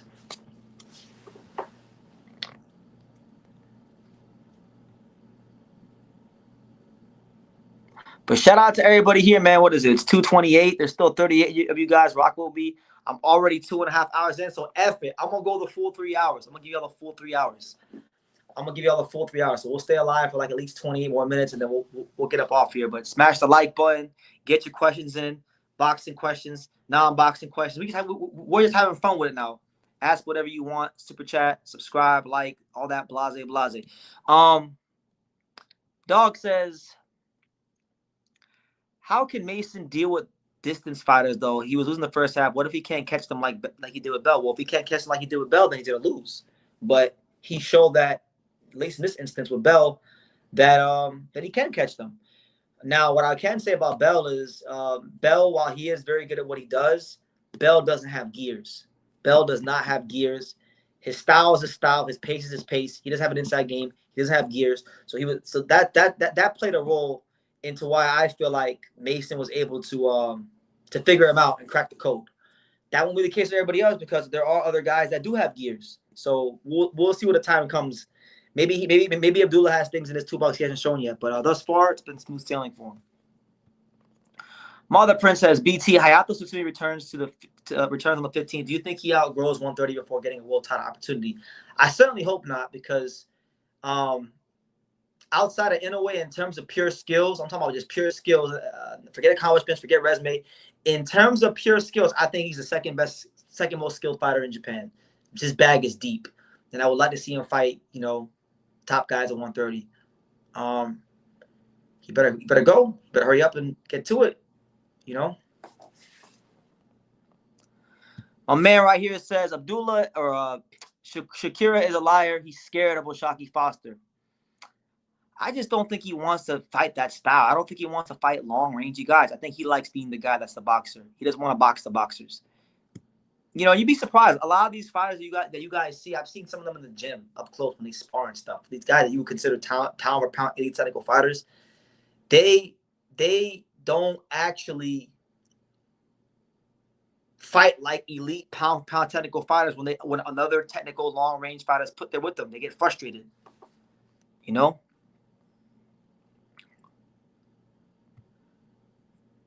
What do I think is next for Boots? I don't think he's unifying next. I don't think he's going to fight Kelly because I think Kelly's going to do a voluntary in his hometown. And I don't think he's going to fight Pandura because Pandura's going to fight Umar Hardy-Besh, the sniper, that guy from Albania. He's mandatory. I think Boots is a voluntary. Philadelphia, come back to Philly as a unified champion, get the hometown fans a good fight, and then go into 2027 with some momentum and look to unify in the spring, summertime of 2027. I think that's his pathway. Ellie Star says, you put me on to Reito Takahashi versus Shu Utsugi. That's going to be a banger for sure. Shit, I put myself onto that fight today because I'm doing a great job. I'm very ahead of my content right now, which I'm happy about. I got videos. I got like one video coming out every day to like the 31st. At least one video coming out every single day to the 31st. And that's not even counting other videos I'm going to make in between then and YouTube shorts I'm going to drop. So I'm doing very good right now. I'm very happy with what I'm doing this month. So I had time to go look at the schedule and look for fights that, are kind of like underground classics, right? And I know who Shu Utsugi is because I've made videos about him. I followed his career. He's the best lightweight in Japan, and he's walked through the gauntlet domestically in Japan, like beating guys like Masahiro Suzuki, whose only 2 losses are to Shu Utsugi. He's a murderous puncher. He'd probably be a ranked fighter if Shu Utsugi didn't exist. He's a good fighter. I was supposed to go watch Shu Utsugi fight in 2024, and I didn't go, and I regret it because I blew a bunch of money one night at this lounge, which was crazy. But he had his fight against Katsuya Yasuda, where he got dropped and hurt, had to come back to win by knockout. That was a big win.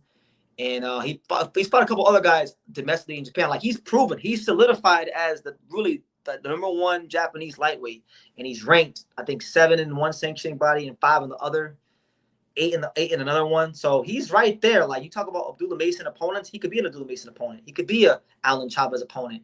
He could fight Jadi Herrera. He could fight Floyd Schofield. He could fight the Tank, the Roach Zepeda winner. He's right there.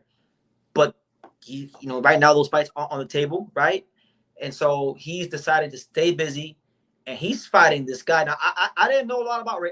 I just learned today about who Reito Takahashi was. I had to put myself on. Watched him for like an hour. And researched him for like an hour. Big time puncher. Like, real murderous southpaw puncher. He trained at this one gym that I went to in Tokyo called Punch Out Fitness, because I interviewed a fighter there named Chibita Tsutsui. And he said from the same gym, big time puncher. He was like an 8-time national champion. He signed to not Sean Gibbons, but Brendan Gibbons, because Sean Gibbons and Brendan Gibbons, they got their own setups. Even though they both own Knuckleheads Boxing Gym, they have their own promotional companies. He's the first Japanese fighter to sign with Brendan Gibbons. They're putting him in this fight because they believe he can win. And I'll tell you this, Shu Utsugi's been knocked out before by lesser punches than Takahashi. Takahashi's never gone past the 4th round.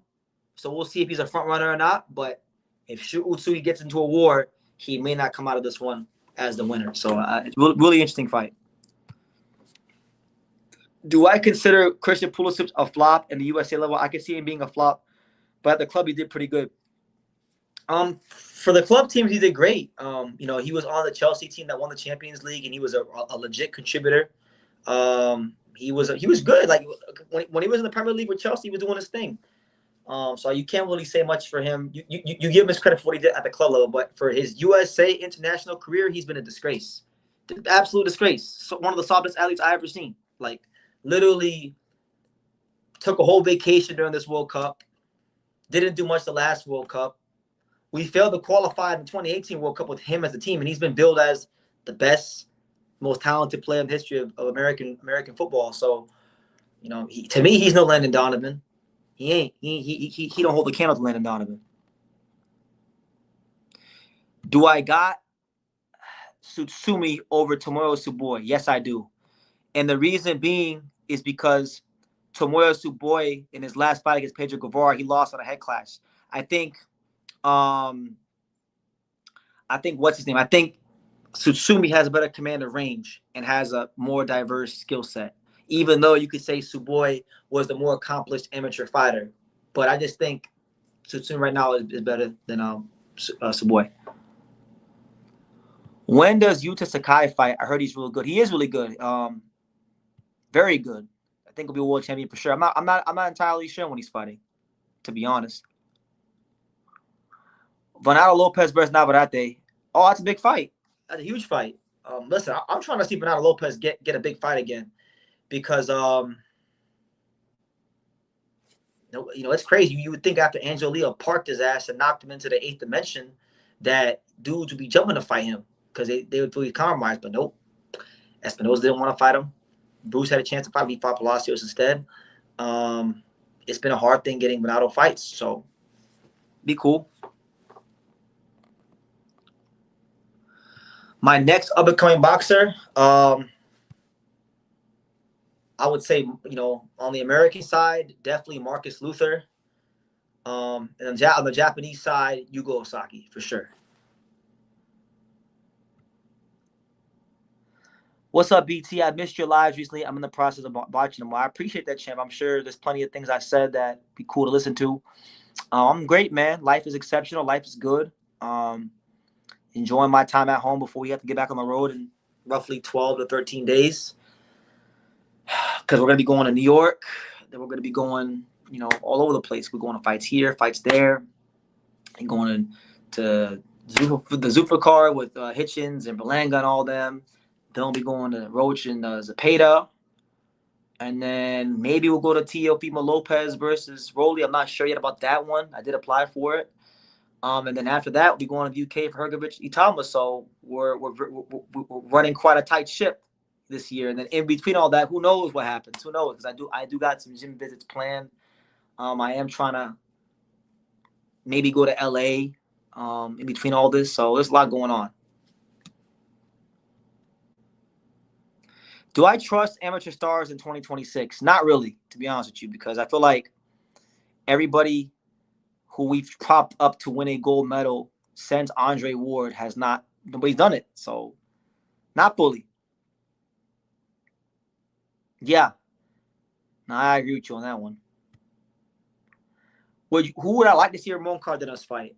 Sebastian Hernandez-Reyes, I think it'll be an awesome fight. Bam Rodriguez, I think it'll be an awesome fight. Those are the kind of fights I want to see him in. He deserves those kind of fights. I kind of feel like Pro Box is doing Ramon Cardenas dirty because this guy almost knocked out Naya in a way. He beat Brian Acosta, who was ranked, former Inouye sparring partner. He proved his merit. He had a knockout of the year candidate in December, right? And yeah, I'm glad he's fighting, but he hasn't really been kept busy by Pro Box.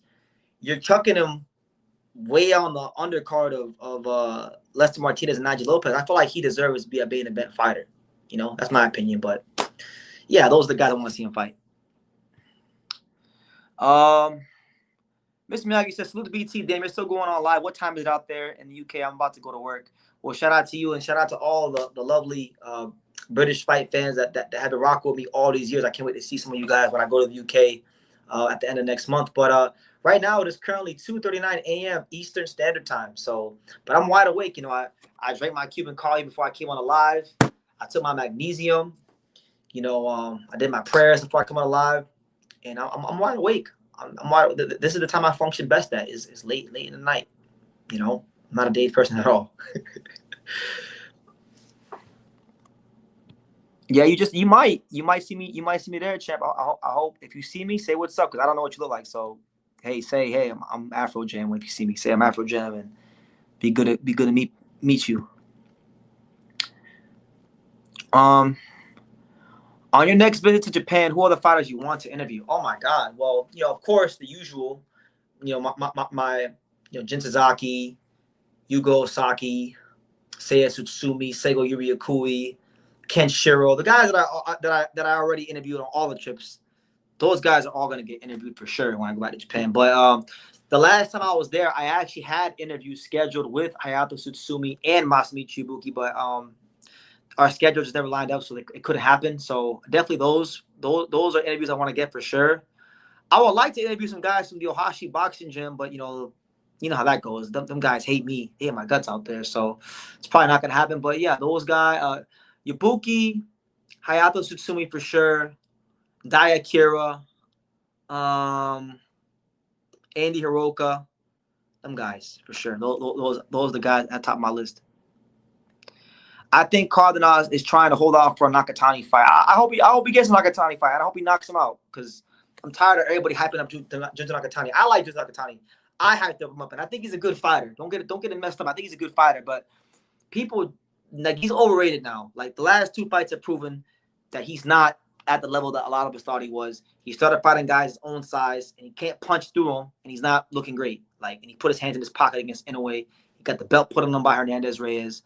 So I'm going for Cardenas. I feel like Cardenas ain't getting his just due for what he's been doing over his last couple of fights, and he deserves his just due. So I want him to get it, and be a good fight.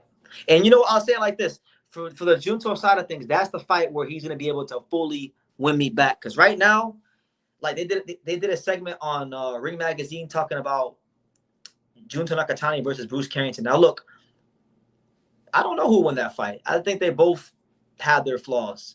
I feel like really and truthfully, Bruce he's shown a lot of vulnerability in his last couple of fights, and he has his flaws, but so has Junto. Junto has not beaten up on anybody that's really his size. And you could say like Nishida, but Nishida was weight trained. Nishida shouldn't even have been fighting Junto at that weight. It was good. He did the unification fight. It shows he was a true champion, and he gave the Japanese boxing fans a great fight. But I can't even put great win. But I can't. I already know what it was with Nishida. He was killing himself to make that weight. It's crazy how he fought in a way in a huge venue and then a small ass arena. Cardinals gained some fans. They should build him up. Well, I agree. You took him from T-Mobile Arena, and then he fought at the War Memorial Auditorium in South Florida, which, by the way, I love the War Memorial Auditorium. It's right there by the Florida Panthers practice facility, and it has a lot of history. But he's not. He's above that level. His merit proved he's above that level. And pro boxing ain't really doing right by my boy Ramon Cardenas. So hopefully he can definitely get his just due in the coming months, years. Vince Jackson, he's letting y'all know this. He's letting y'all know what he thinks about Shakur. He said, and I quote, Shakur Stevenson is one of the most boring boxers I ever seen. I wouldn't pay a nickel to see him fight, period. Gervonta Davis is in the league by himself. Shakur couldn't sell flies to a picnic. So there you go, people. A lot of people, it ain't just Shannon Sharp. It ain't just Shannon Sharp, Shakur. There are boxing fans that live and breathe and love this sport that they're not really rocking with how he fights. And listen, that's their prerogative. The same way it's your prerogative to tell them that they don't know shit about boxing.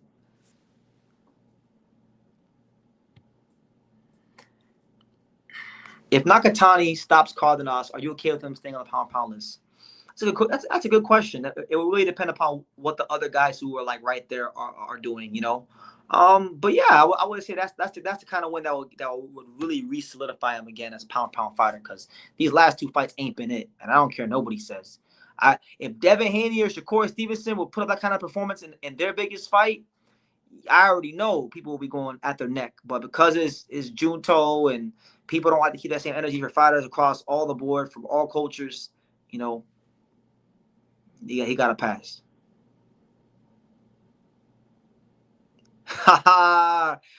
Afro Jib says pro boxers getting that money now. They're bougie. They could have had Goodman versus Cardenas on the spec. Shit. You said it, not me, champ.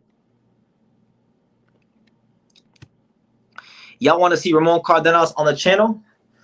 Yeah, I like Ramon. Why not? Ramon Cardenas is a good fighter, and I like him a lot. I like what he brings to the game. Why not? Yeah, I'm gonna have to reach out to him. There's a couple of fighters I want to reach out to get on the channel. Guys that aren't really getting their shine, that I think have great stories and could be involved in some big fights. So I gotta drop the Stacey McKinley interview that I have on my dashboard. It's like an hour long. You guys are gonna be seeing a lot of Stacey McKinley because I'm gonna drop the full, then I'm gonna break it up. Sean Porter's supposed to come on the channel soon, but he's a hard guy to pin down sometimes. So I gotta bother him more. He told me in Cleveland to start bothering him more. So I'm gonna start bothering him more, and he should be on here soon. But after all that, shit, why not get him on the channel? Get Ramon Cardenas on the channel. Ramon Cardenas versus Casimiro, that'd be a good one. But in a way, better get out of the division before Casimiro becomes the mandatory. Because all these Filipinos are gonna get on his neck if he becomes mandatory. Who got a pass? Nakatani.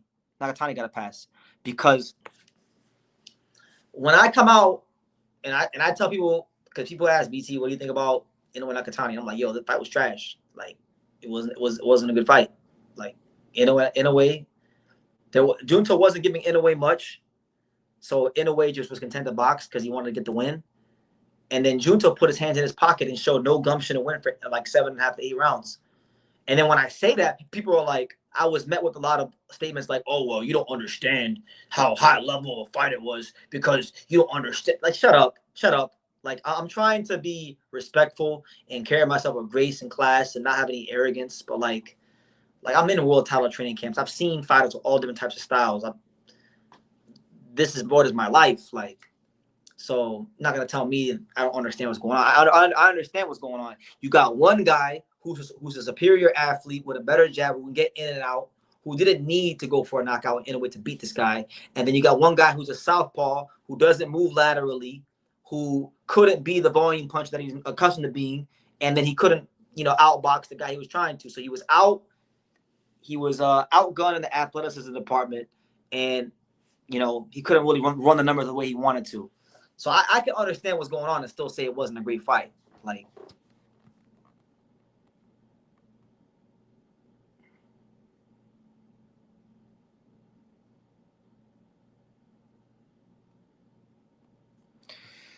I'm still mad they didn't let us see Jin Sasaki versus Sora. That would have been a perfect co-main event. And I almost didn't even see Jin Sasaki versus Sora. The only reason I saw it is because somebody sent me a link to this Spanish channel at like the 11th hour, at the very last second. Like, I literally got it right when the bell rang to start the first round. Otherwise, I wouldn't have seen it, and I would have been angry. And I was already mad that morning because I had to stay awake through the night to go live for that fight. Then Earl Spence and Tim Mizzou had the introductory press conference at the MGM Grand. So I had to, like, an hour and a half after that fight ended, I had to make my post-fight review video, all that stuff. Then go take an Uber to the MGM Grand. Then I had to go do that on like less than an hour of sleep. Then I had to cover Benavidez Zota the night. So I was tired. So I was angry. I was angry that I stayed awake for such a mid-fight. Dog says, I'm about to dip. My battery's almost dead. Shout out to you, BT. You put me on the EPO. I've been enjoying that. Well, thank you, man. And I'm glad you're enjoying the greatness of the greatest piece of boxing cinema and or TV show ever created in Hajime no Ippo. It's a great show. Such a great show that you can show it to even non-boxing fans and they'll understand boxing. That's how great it is, The same thing happened to Merjan as well. Yeah, but that's different. Like I expected that to happen to Merjan. I don't class Merjan Akmadaliev as no upper echelon fighter. I've always thought Merjan Akmadaliev was overrated. That's why, he didn't want to fight Stephen Fulton. That's why when he sparred Angelo Leo at Johnny Toko's boxing gym, Angelo made his ass hop out the ring after one round because he couldn't take the heat, and that's why he lost him on to Paulus. So I never classed Merjan Hali. I always thought he was overrated. And I thought the Danny Armand fight was a close fight, right? So so I expected that. Even though he could punch, I expected Inoue to do to him what he did. But Junto, nah, man. He's the guy that I viewed as a legitimate threat to Inoue. And to his credit, when he actually did show a little gumption to win, he had some success, but it was just too few and far between. And I think we saw a big gap in the boxing IQ department, and it was a big reality check for what Junto Nakatani wasn't,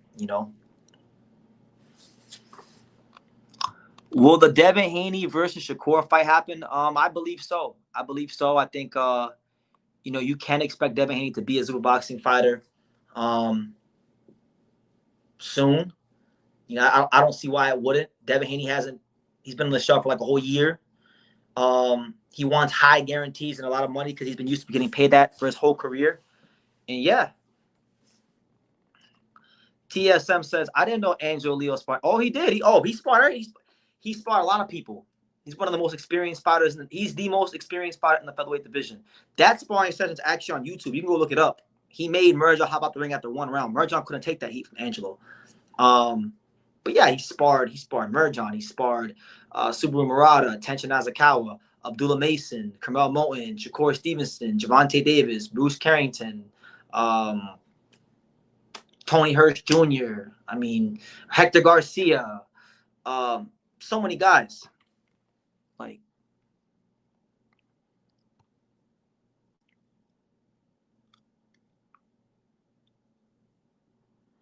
that's what I'm saying. Like, I mean, Merjan, I just didn't think he had the his feet were never gonna allow him to get in the right position to really do anything with Inoue.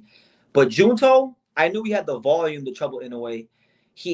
I'm not gonna say what they are because I don't want to give out the free game because you never know who's watching. They might, some of these featherweights or people that know are with the team Inoue. I know it's only 32 people here, but people watch True School Sports, so I'm not gonna give out the game. But there's three things you need to be Inoue. And I always gave Junto a chance because he had two of those things. You know what I mean? He had two of those qualities. The third thing he doesn't have it. He was missing it. But he had two of the things that you needed to be Inoue. And one of them he refused to use, which one of them, I'll tell you what one of them is. One of them was volume. He did it in spots. It wasn't enough. It was too few and far between.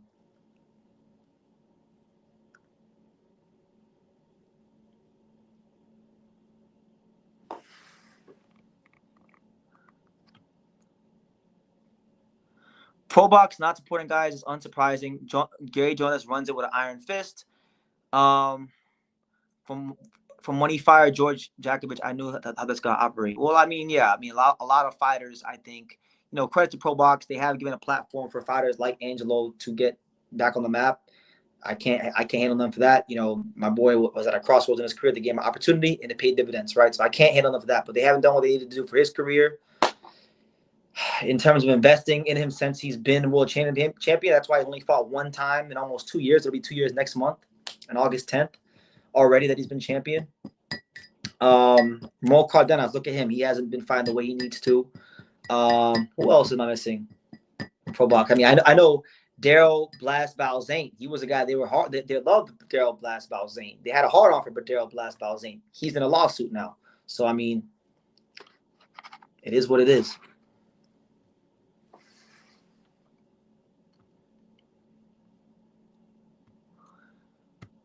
Shout out to you, TSM. Yeah, watch it back, man. Watch it back. I told y'all when it started, I said, it's probably going to be a 3-hour live.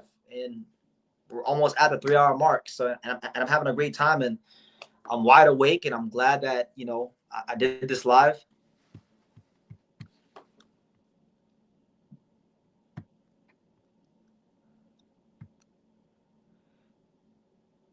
People really sleep on Brandon, even though he's not technical. He's very strong, consistent, except for the second full fight. I pick Brandon to stop Shushu if he can't hurt Brandon.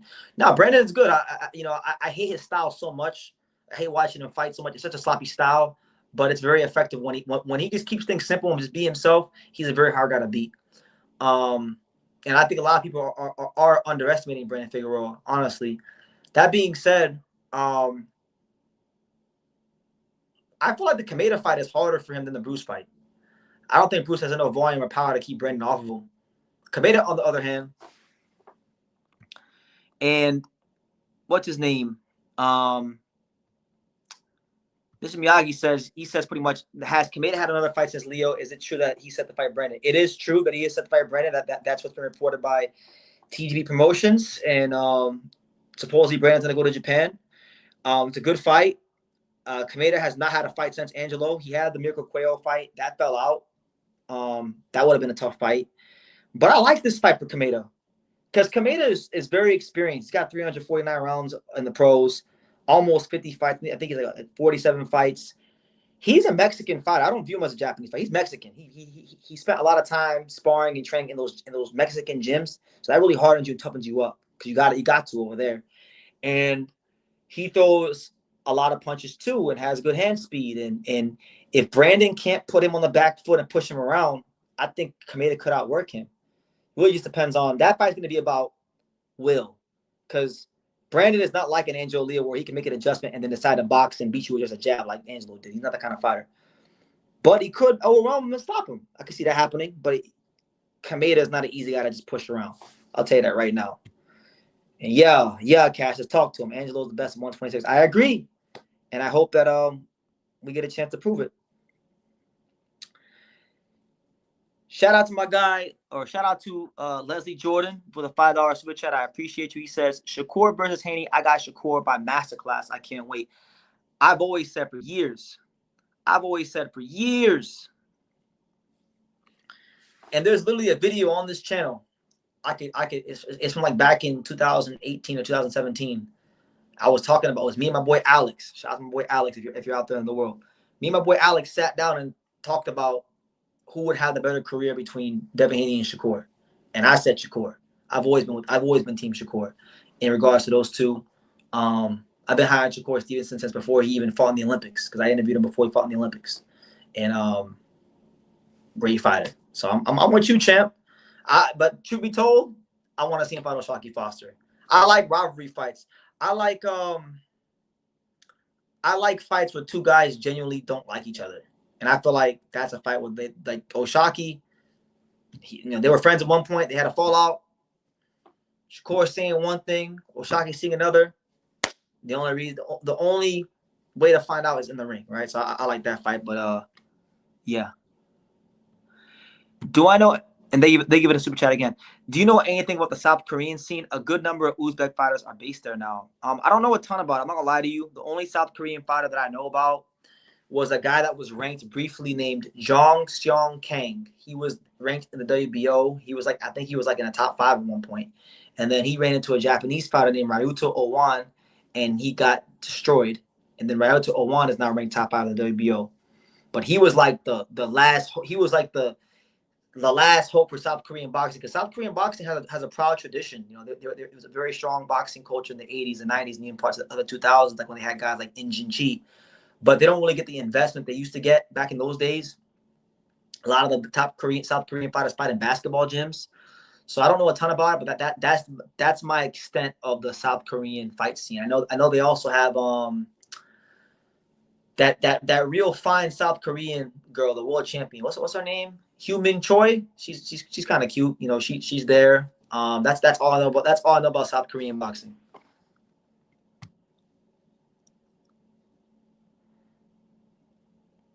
Change gonna come, just like Barack said. Jadakiss, that's what I think of when I hear Zuffa. And shout out to my main man, Glenn Avery. Major Key Boxing in the building. Yeah, they're definitely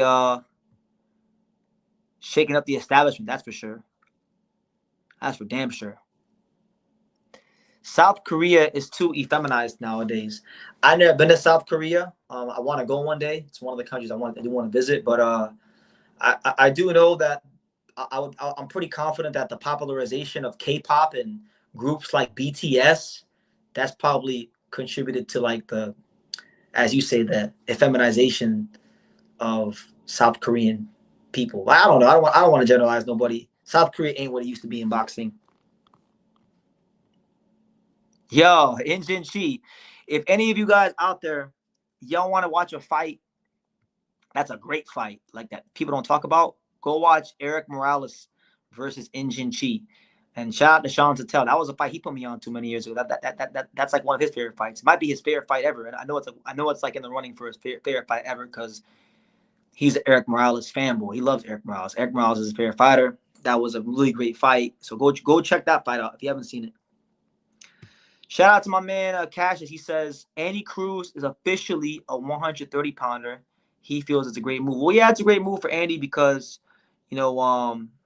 Andy really is not punching like that at 135. You understand? He's not punching like that at 135. He could punch. He'd have more power at 130. He'd be fighting smaller guys. So, I can't knock it.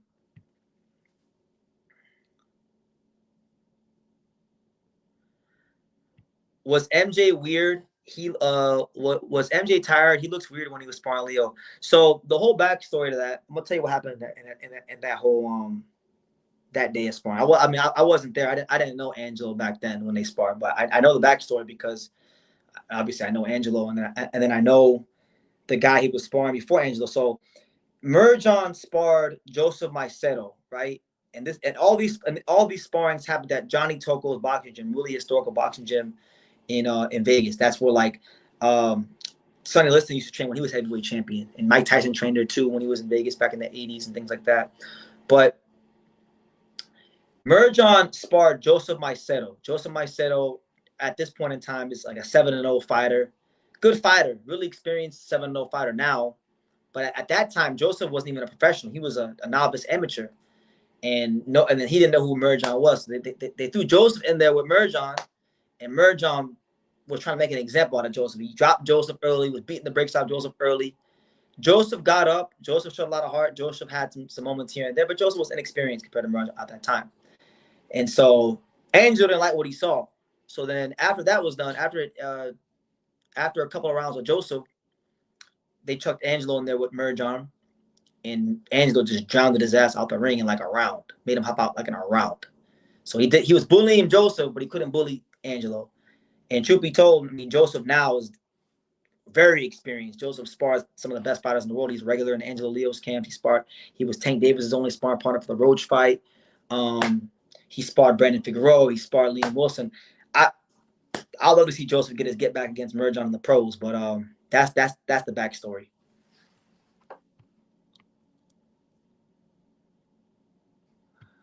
Ricky Beaver says his favorite fighters are Ali, Hagler, Roy, Floyd, Tyson, GGG, Shakur. All awesome fighters. I would say of that bunch, the only two that I would consider favorites of mine are Floyd and Hagler.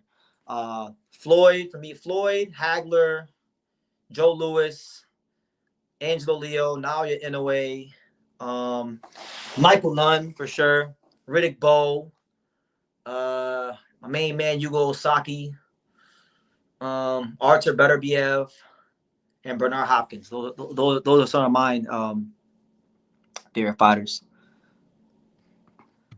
TSM says Joseph Maicedo was running with Jin. Yeah, I'm telling y'all, Jin Jin is part of the camp. He's part of the Leo camp. Like, I mean, we don't have any welterweights in camp for him to spar, but like we help Jin when we can. Like he works with Coach Jonathan Balgame, who's one of the he's Angelo's conditioning coach, and he helps the game plan. That's who mainly works with Jin when he's in America, when he comes to the gym. And then you got Joseph, one of Angelo's sparring partners. He was running with Jin, as you said. So yeah, shout out to Jin. We love Jin, and we all think highly of Jin. You know, Miguel Leo, Angelo's trainer, he believes that if Jin keeps progressing, then Jin will be a world champion. And Miguel Leo don't hand out compliments to nobody, not me, not his son, not nobody. So if Miguel Leo believes in Jin and sees something, then I've been seeing things in Jin. But if Miguel Leo sees something in Jin, then I know it's not like this. It's not bullshit, because he knows his boxing, and he's been around a lot of fighters, and he knows the game. Crawford, Foreman, Fraser, Beterbiev up there too. I like Crawford. I'm a big, more so early in his career though. Beterbiev, yep, love Beterbiev, one of my favorites. I like Golovkin, but I wouldn't call him a favorite. He's a great fighter. He's a great fighter, but I wouldn't call him one of my favorites. My favorite fighter of all time. I'm not even sure if I named him. I think I actually just named a bunch of my favorite fighters without name my number one favorite fighter of all time. My favorite fighter of all time is right there, Roman Chocolatito Gonzalez. That's my favorite fighter for sure. Afro Jam says that Hu-Ming Choi is she's actually from North Korea. See, I didn't even know that. I just always see her flying the South Korean flag, so you put me on game. Joe Calzaghe is one of the best, and he's a great guy. He's one of the best, and he's a great guy. Very underrated, and amazing skills for a European fighter. Retired undefeated. He's a skilled fighter for anything, American, European, anything. He's a great fighter. He's a Hall of Famer. That's why he beat Hall of Famers. That's why he had the career he had, because he's a truly great fighter. Elite conditioning, very good fundamentals, above average speed, decent pop. A very hard guy to live with for anybody. One of the best 168 pounders of all time. No ifs, ands, or buts about it. I like Joe Calzaghe. Joe Calzaghe is he's another guy that I'm a big fan of. her family are defectors. Her father did that so she could become a pro. Okay, well, that's what you got to do sometimes. Sometimes you got to go to a country where there's opportunity. So good for her. She seems to have done well for herself. She's become champion. I know she has a modeling career, which seems to be going well for her. A lot of these fighters, I'm gonna tell you all, a lot of these fighters, especially the women's fighters, they get their money in boxing, but they be getting these modeling checks. Like I know Alicia Bumgarner, she was down there for Miami Swimsuit Week back in late May. I was down there for Miami Swimsuit Week doing some networking, and I knew she was down there. So a lot of these, some of these female boxers, they're making money from the modeling. So she's done well for herself in the ring. She's doing well for herself outside the ring. Shout out to her dad for making those sacrifices for her to have those chances in life and be successful. I'll tell you this, man. You don't get to be successful in life if you don't have great people around you, from friends to family and things like that. That's why true school sports is a thing, because of pops.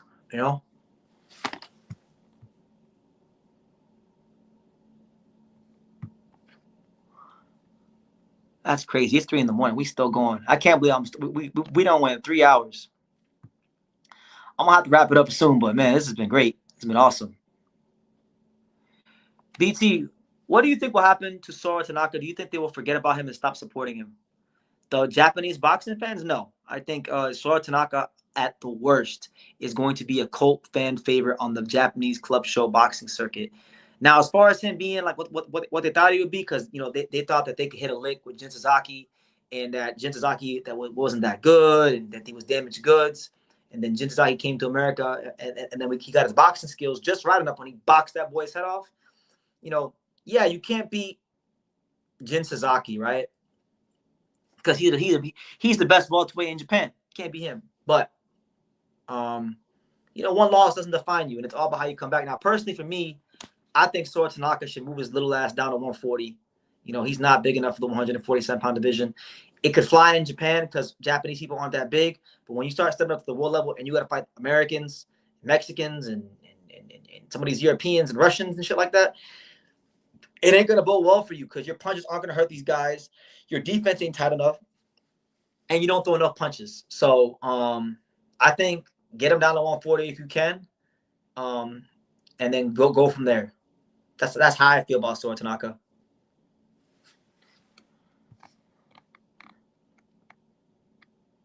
Absolutely. Respect to her father making that sacrifice, for sure. Listen, bro, I think Andy Ruiz loses. He's done. So Andy Ruiz, he signed a deal with Matchroom Boxing. Supposedly, he's going to be fighting Damian Kimba on the September 4th card. Austin Emma Williams versus, what was it, Vita Monecki over New Jersey. So that'll be interesting to see. What is it like? Same thing I can say for Earl Spence, I can say to a certain extent about Andy Ruiz. What is Andy Ruiz in 2026? He hasn't had a ton of fights since he beat Joshua back in 2019. He was living that good life after the fight, which understandably so. It's a lot of money and a lot of fame that he had to deal with, being the first Mexican-American heavyweight champion. But what is Andy Ruiz? I mean, he fought Drew. I was there when he fought Drew Miller in LA. I went to the fight, and he couldn't even beat Drew Miller. And with all due respect to Big Baby, who's a good little fighter, Andy Ruiz, when he's been right in his career, Andy Ruiz has proven to be an upper echelon talent. You shouldn't be having life and death fights with the Drew Millers of the world.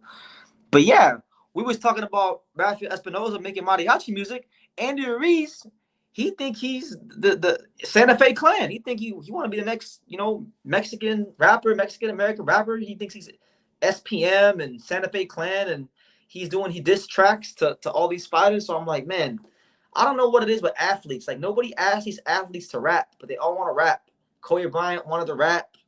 Roy Jones rapped. They all want to rap. I don't get it. Adrian Broner rapped. Who else rapped? Jason Kidd rapped.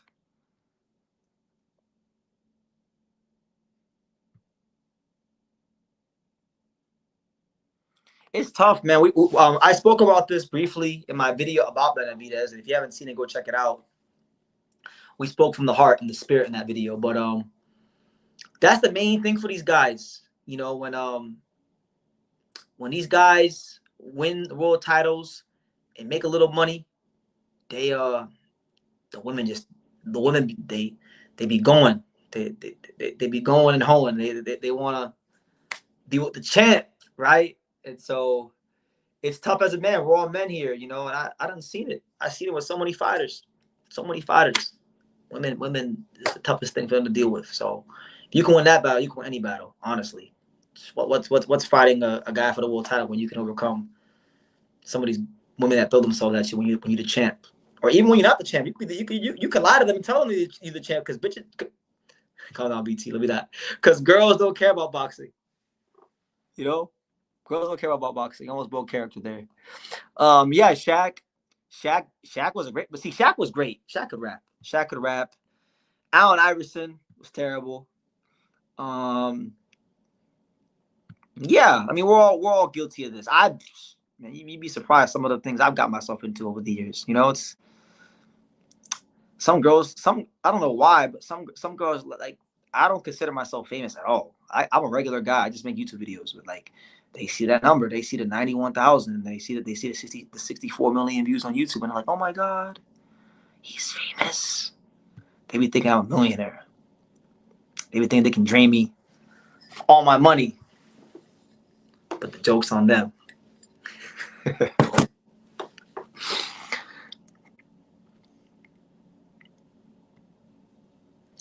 Benavidez better be careful. Bivol, only Bivol made it through, but he has an unusually strong. Yeah, it's tough. Like, you listen, you're not coming out clean in most cases. You're not. Shaq has a song with Jay-Z. Shaq has a song with the RZA from Wu-Tang Clan. Shaq was real. He had a real career. He went platinum while he was in the league. Max Kellerman used to rap. It's on YouTube. Yeah, I seen it. What'd he say? Got hands of stone like the kid from Panama. I seen it. It's not just money. The energy vampires. Oh my God, bro, you're not lying. I'll tell you guys a story. This just happened to me recently. Like this just happened to me like a week and a half ago when I was in New York. I was just chilling there at the Brooklyn Bridge. I swear on my life, if Hyro is here, Hyro can confirm what I'm telling you is true, because he heard me on the phone. So I was chilling at the Brooklyn Bridge. If you guys go watch my video, where I made a video about Jin Tazaki versus sparring Charles Conwell. If you watch that video, you can see him at the Brooklyn Bridge. So moments after I shot that video, I called my boy Hyro. I'm on the phone, right, for like an hour with Hyro, talking about my trip and boxing and life and things like that. And I swear on my life, like, I see these two light-skinned women, definitely Latinas. And I knew they was from Miami. I knew from first glance these were some Cuban girls from Miami, right? So I tell Hyro on the phone, I'm like, Hyro, do you want to hear me spit some game? And he was like, yeah. So I leave Hyro on the phone because I have headphones in. And I go over there. And I start talking to him, right? So I asked them, because they were in the park taking pictures for like an hour. So I'm like, hey, what you guys making content or something like that? I asked them, what is it for? And they said, oh, my Instagram, right?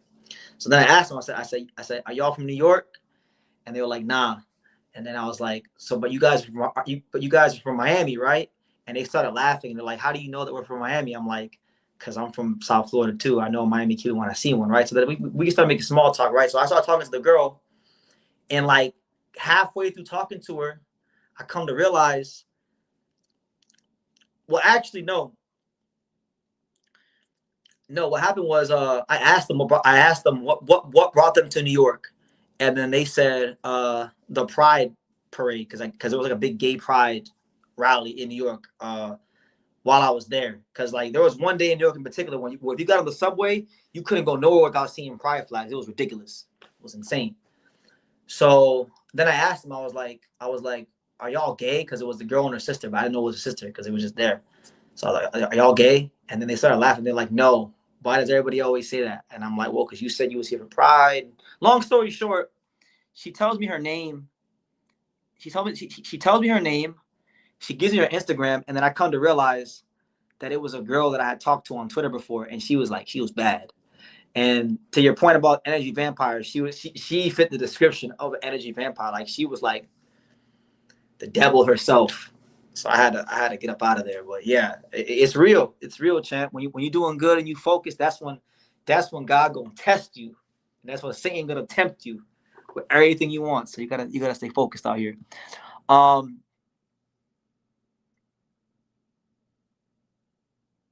Nah, man, I'm wrapping in something like 10 minutes because I gotta wrap it up. But shout out to all you guys here still rock with me, still listening to me ramble on about nothing that has to do with boxing. You know, if y'all got any boxing questions, you can ask them. I'm gonna be here for like 10 more minutes and then I'm gonna wrap it up. But yeah, 3.5 hours. We're gonna go 3.5 hours. Shaq is an ultra talented guy in general. Yeah, he is. You know, some people just have many, many talents. He's one of them guys. You know, shout out to Shaq, one of my favorite basketball players growing up.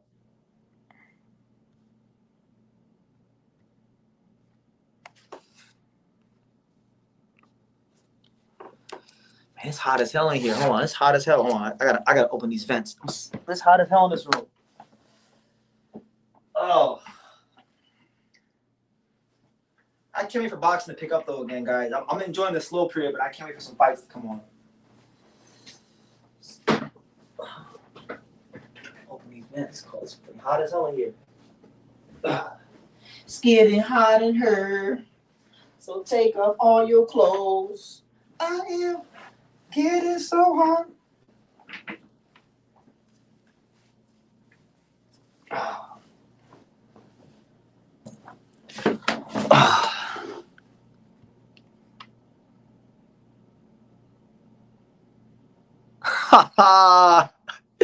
Afro Jim says, if I do get to see you in person, I'm gonna tell you some stories. Be careful in the UK. The gal them love American men. I know, because I've met a couple British girls in America. So, you know how it is. You know, if you different and you go to a different culture or city, you stand out, people will fetishize you. You know, that's how it goes. But I look forward to hearing the stories. When's your next live? Do you have a specific time of week, or do you just do it at random depending on the schedule? I try to at least do them like every 2 to 3 days. I want to do them more often, but like I have a lot of content I want to make, so I know it's tough sometimes. But you kind of got to catch when you catch me. Generally speaking, though, they're normally at nighttime. Traditionally, like 10:30 between 10:30 p.m. Eastern Standard Time or 11:30 p.m. Eastern Standard Time, and they normally go for about 2 hours. But today, we're going with 3.5. So yeah. TSM says, "Damn, BT, this was a great live. Well, I'm glad you enjoyed it. I've enjoyed being here, and it's been great to see and interact with you once again, TSM Harden. All the fine folks here, all the 19 people still rock with me. This is very good. Real boxing fans appreciate you, and I appreciate the real boxing fans. This channel is for real boxing fans. You know, a lot of people like to give me advice and say, like, oh, well, BT, you should cater your channel more to the casuals. And I'm like, nah. I have my way of doing things, and if you love the sport of boxing, this channel's for you. Not kind of like, love. This channel's for you. Do Japanese girls throw themselves at you? It's happened to me before. Really depends on where you're at. You know, I feel like if you're in Tokyo and you're an American, it'll definitely happen, especially in Shibuya. If you go to like more rural Japan, it won't happen at all. Most cases it won't happen unless you can speak the language and, you know, sauce them up in Japanese. But my Japanese ain't like that. So, yeah, I mean anywhere. Anywhere you go, there's plenty of women. So I mean, you can always get women anywhere. But women come and go. What's important is your purpose and making sure you're doing what you got to do. So don't forget that. Love boxing. Love boxing for facts. This channel is for the people that really, really love boxing. And if you're a casual that's trying to love boxing or learn more, this channel is also for you. You know? But we're not gonna dumb it down. We're not gonna do that. We're gonna do things how we want to do them because being ourselves got us to this point where we have almost 100,000 subscribers and are respected. Because the main thing is respect. You know, you can have all the notoriety in the world, but no respect from people. I got notoriety and I got respect, so it's a beautiful thing. Are you watching the Gassiev card? I should. I probably will. I'll probably check it out because it's the only boxing on this weekend, and Joe Joyce is on the card, and it'd be cool to see Joe Joyce do his thing. You know, what's left of Joe Joyce. Yeah, why not? I just gotta figure out what time it starts and all that stuff, and I'll probably check out a couple fights. Why not?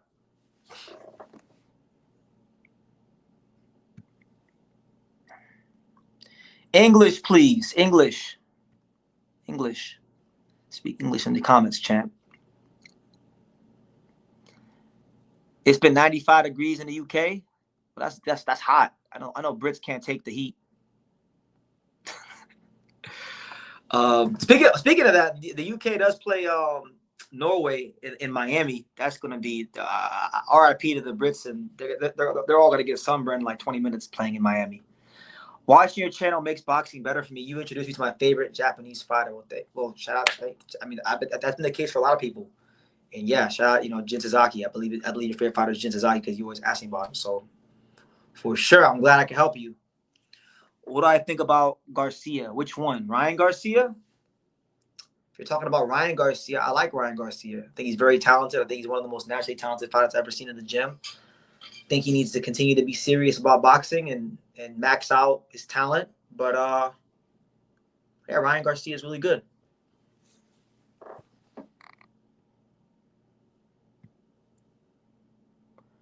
I feel like Gassiev is low-key underrated. I mean, he was very good at cruiserweight. I don't know how you could really underrate him at heavyweight. He doesn't really have a crazy heavyweight resume to speak of. They elevated him to champion. I know Hyro. If Hyro's in the chat, he's gonna say, "Well, he was a 2-division champion, and not a lot of guys become the cruiserweight heavyweight champion." But he never really won the title outright. They elevated him. You understand there's a difference between winning the belt and beating a top guy and being elevated. It's a big difference. But we'll see. Maybe Gassiev is better than a lot of us think at heavyweight. And maybe he beats a guy like Itama, or I doubt it, but maybe it happens. And then in that case, you will say that he was proven to be very underrated. Do I like Tyson or Paul? Like Logan, like Jake Paul? I don't care for Jake Paul.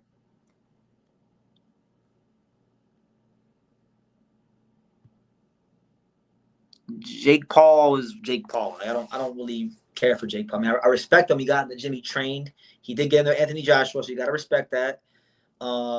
He fought some professional fighters. He fought, Tommy Fury, right? But I don't really. If you're asking me, I don't really care for Jake Paul. He's not like a guy that does much for me as a fight fan and a guy who makes content. But he did his thing. He respect to him.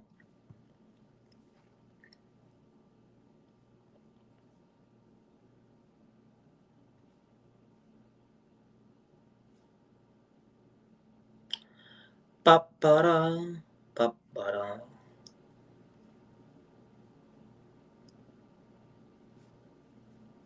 Any more questions, guys? I'm about to wrap it up in like 2 minutes. Any more questions? How many championships has Ryan Garcia won? Uno. He's won one world title. He just won it recently against Mario Barrios, WBC welterweight champion. That's it, But he's marketed himself very well, and he's one of the most famous boxers out there. So it's like he didn't have to do any of the work to be popular. He was just popular. Like, he put work into being a social media star, so he doesn't deserve credit for that. But like, he did everything in reverse. He was a social media star before he was champion. That guy's got to become champion to get popular. He was popular before he was champion. So it's different. It's a different day and age we're living in the sport of boxing. But guys, on that note, I'm gonna wrap it up. It's almost 3:30 in the morning, and then I'm almost 3.5 hours in. So look, I want to say it was a pleasure that you guys are tuning in and supporting the channel. And it's a quiet period right now in boxing, but things will pick up at the end of the month. I'll be going to New York for the Hitchens fight, and then we'll be at the Zepeda Roach fight as well, and Hrgovic Itama in the UK, and probably some gym visits, some visits to other states and places, and it's a big year for True School Sports. Angel Leo camp, I'm sure, will start soon as well. So it's gonna be in a lot of different places. So hopefully, I run into some of you guys and you enjoy all the content that comes out. But guys, take care. God bless. I will see you in the next live, whenever the hell that is, because sometimes I don't even know when I'm going live. So whenever that is, I will see you guys. Until then, take care. God bless. Be safe. And yeah, I'll see you later on.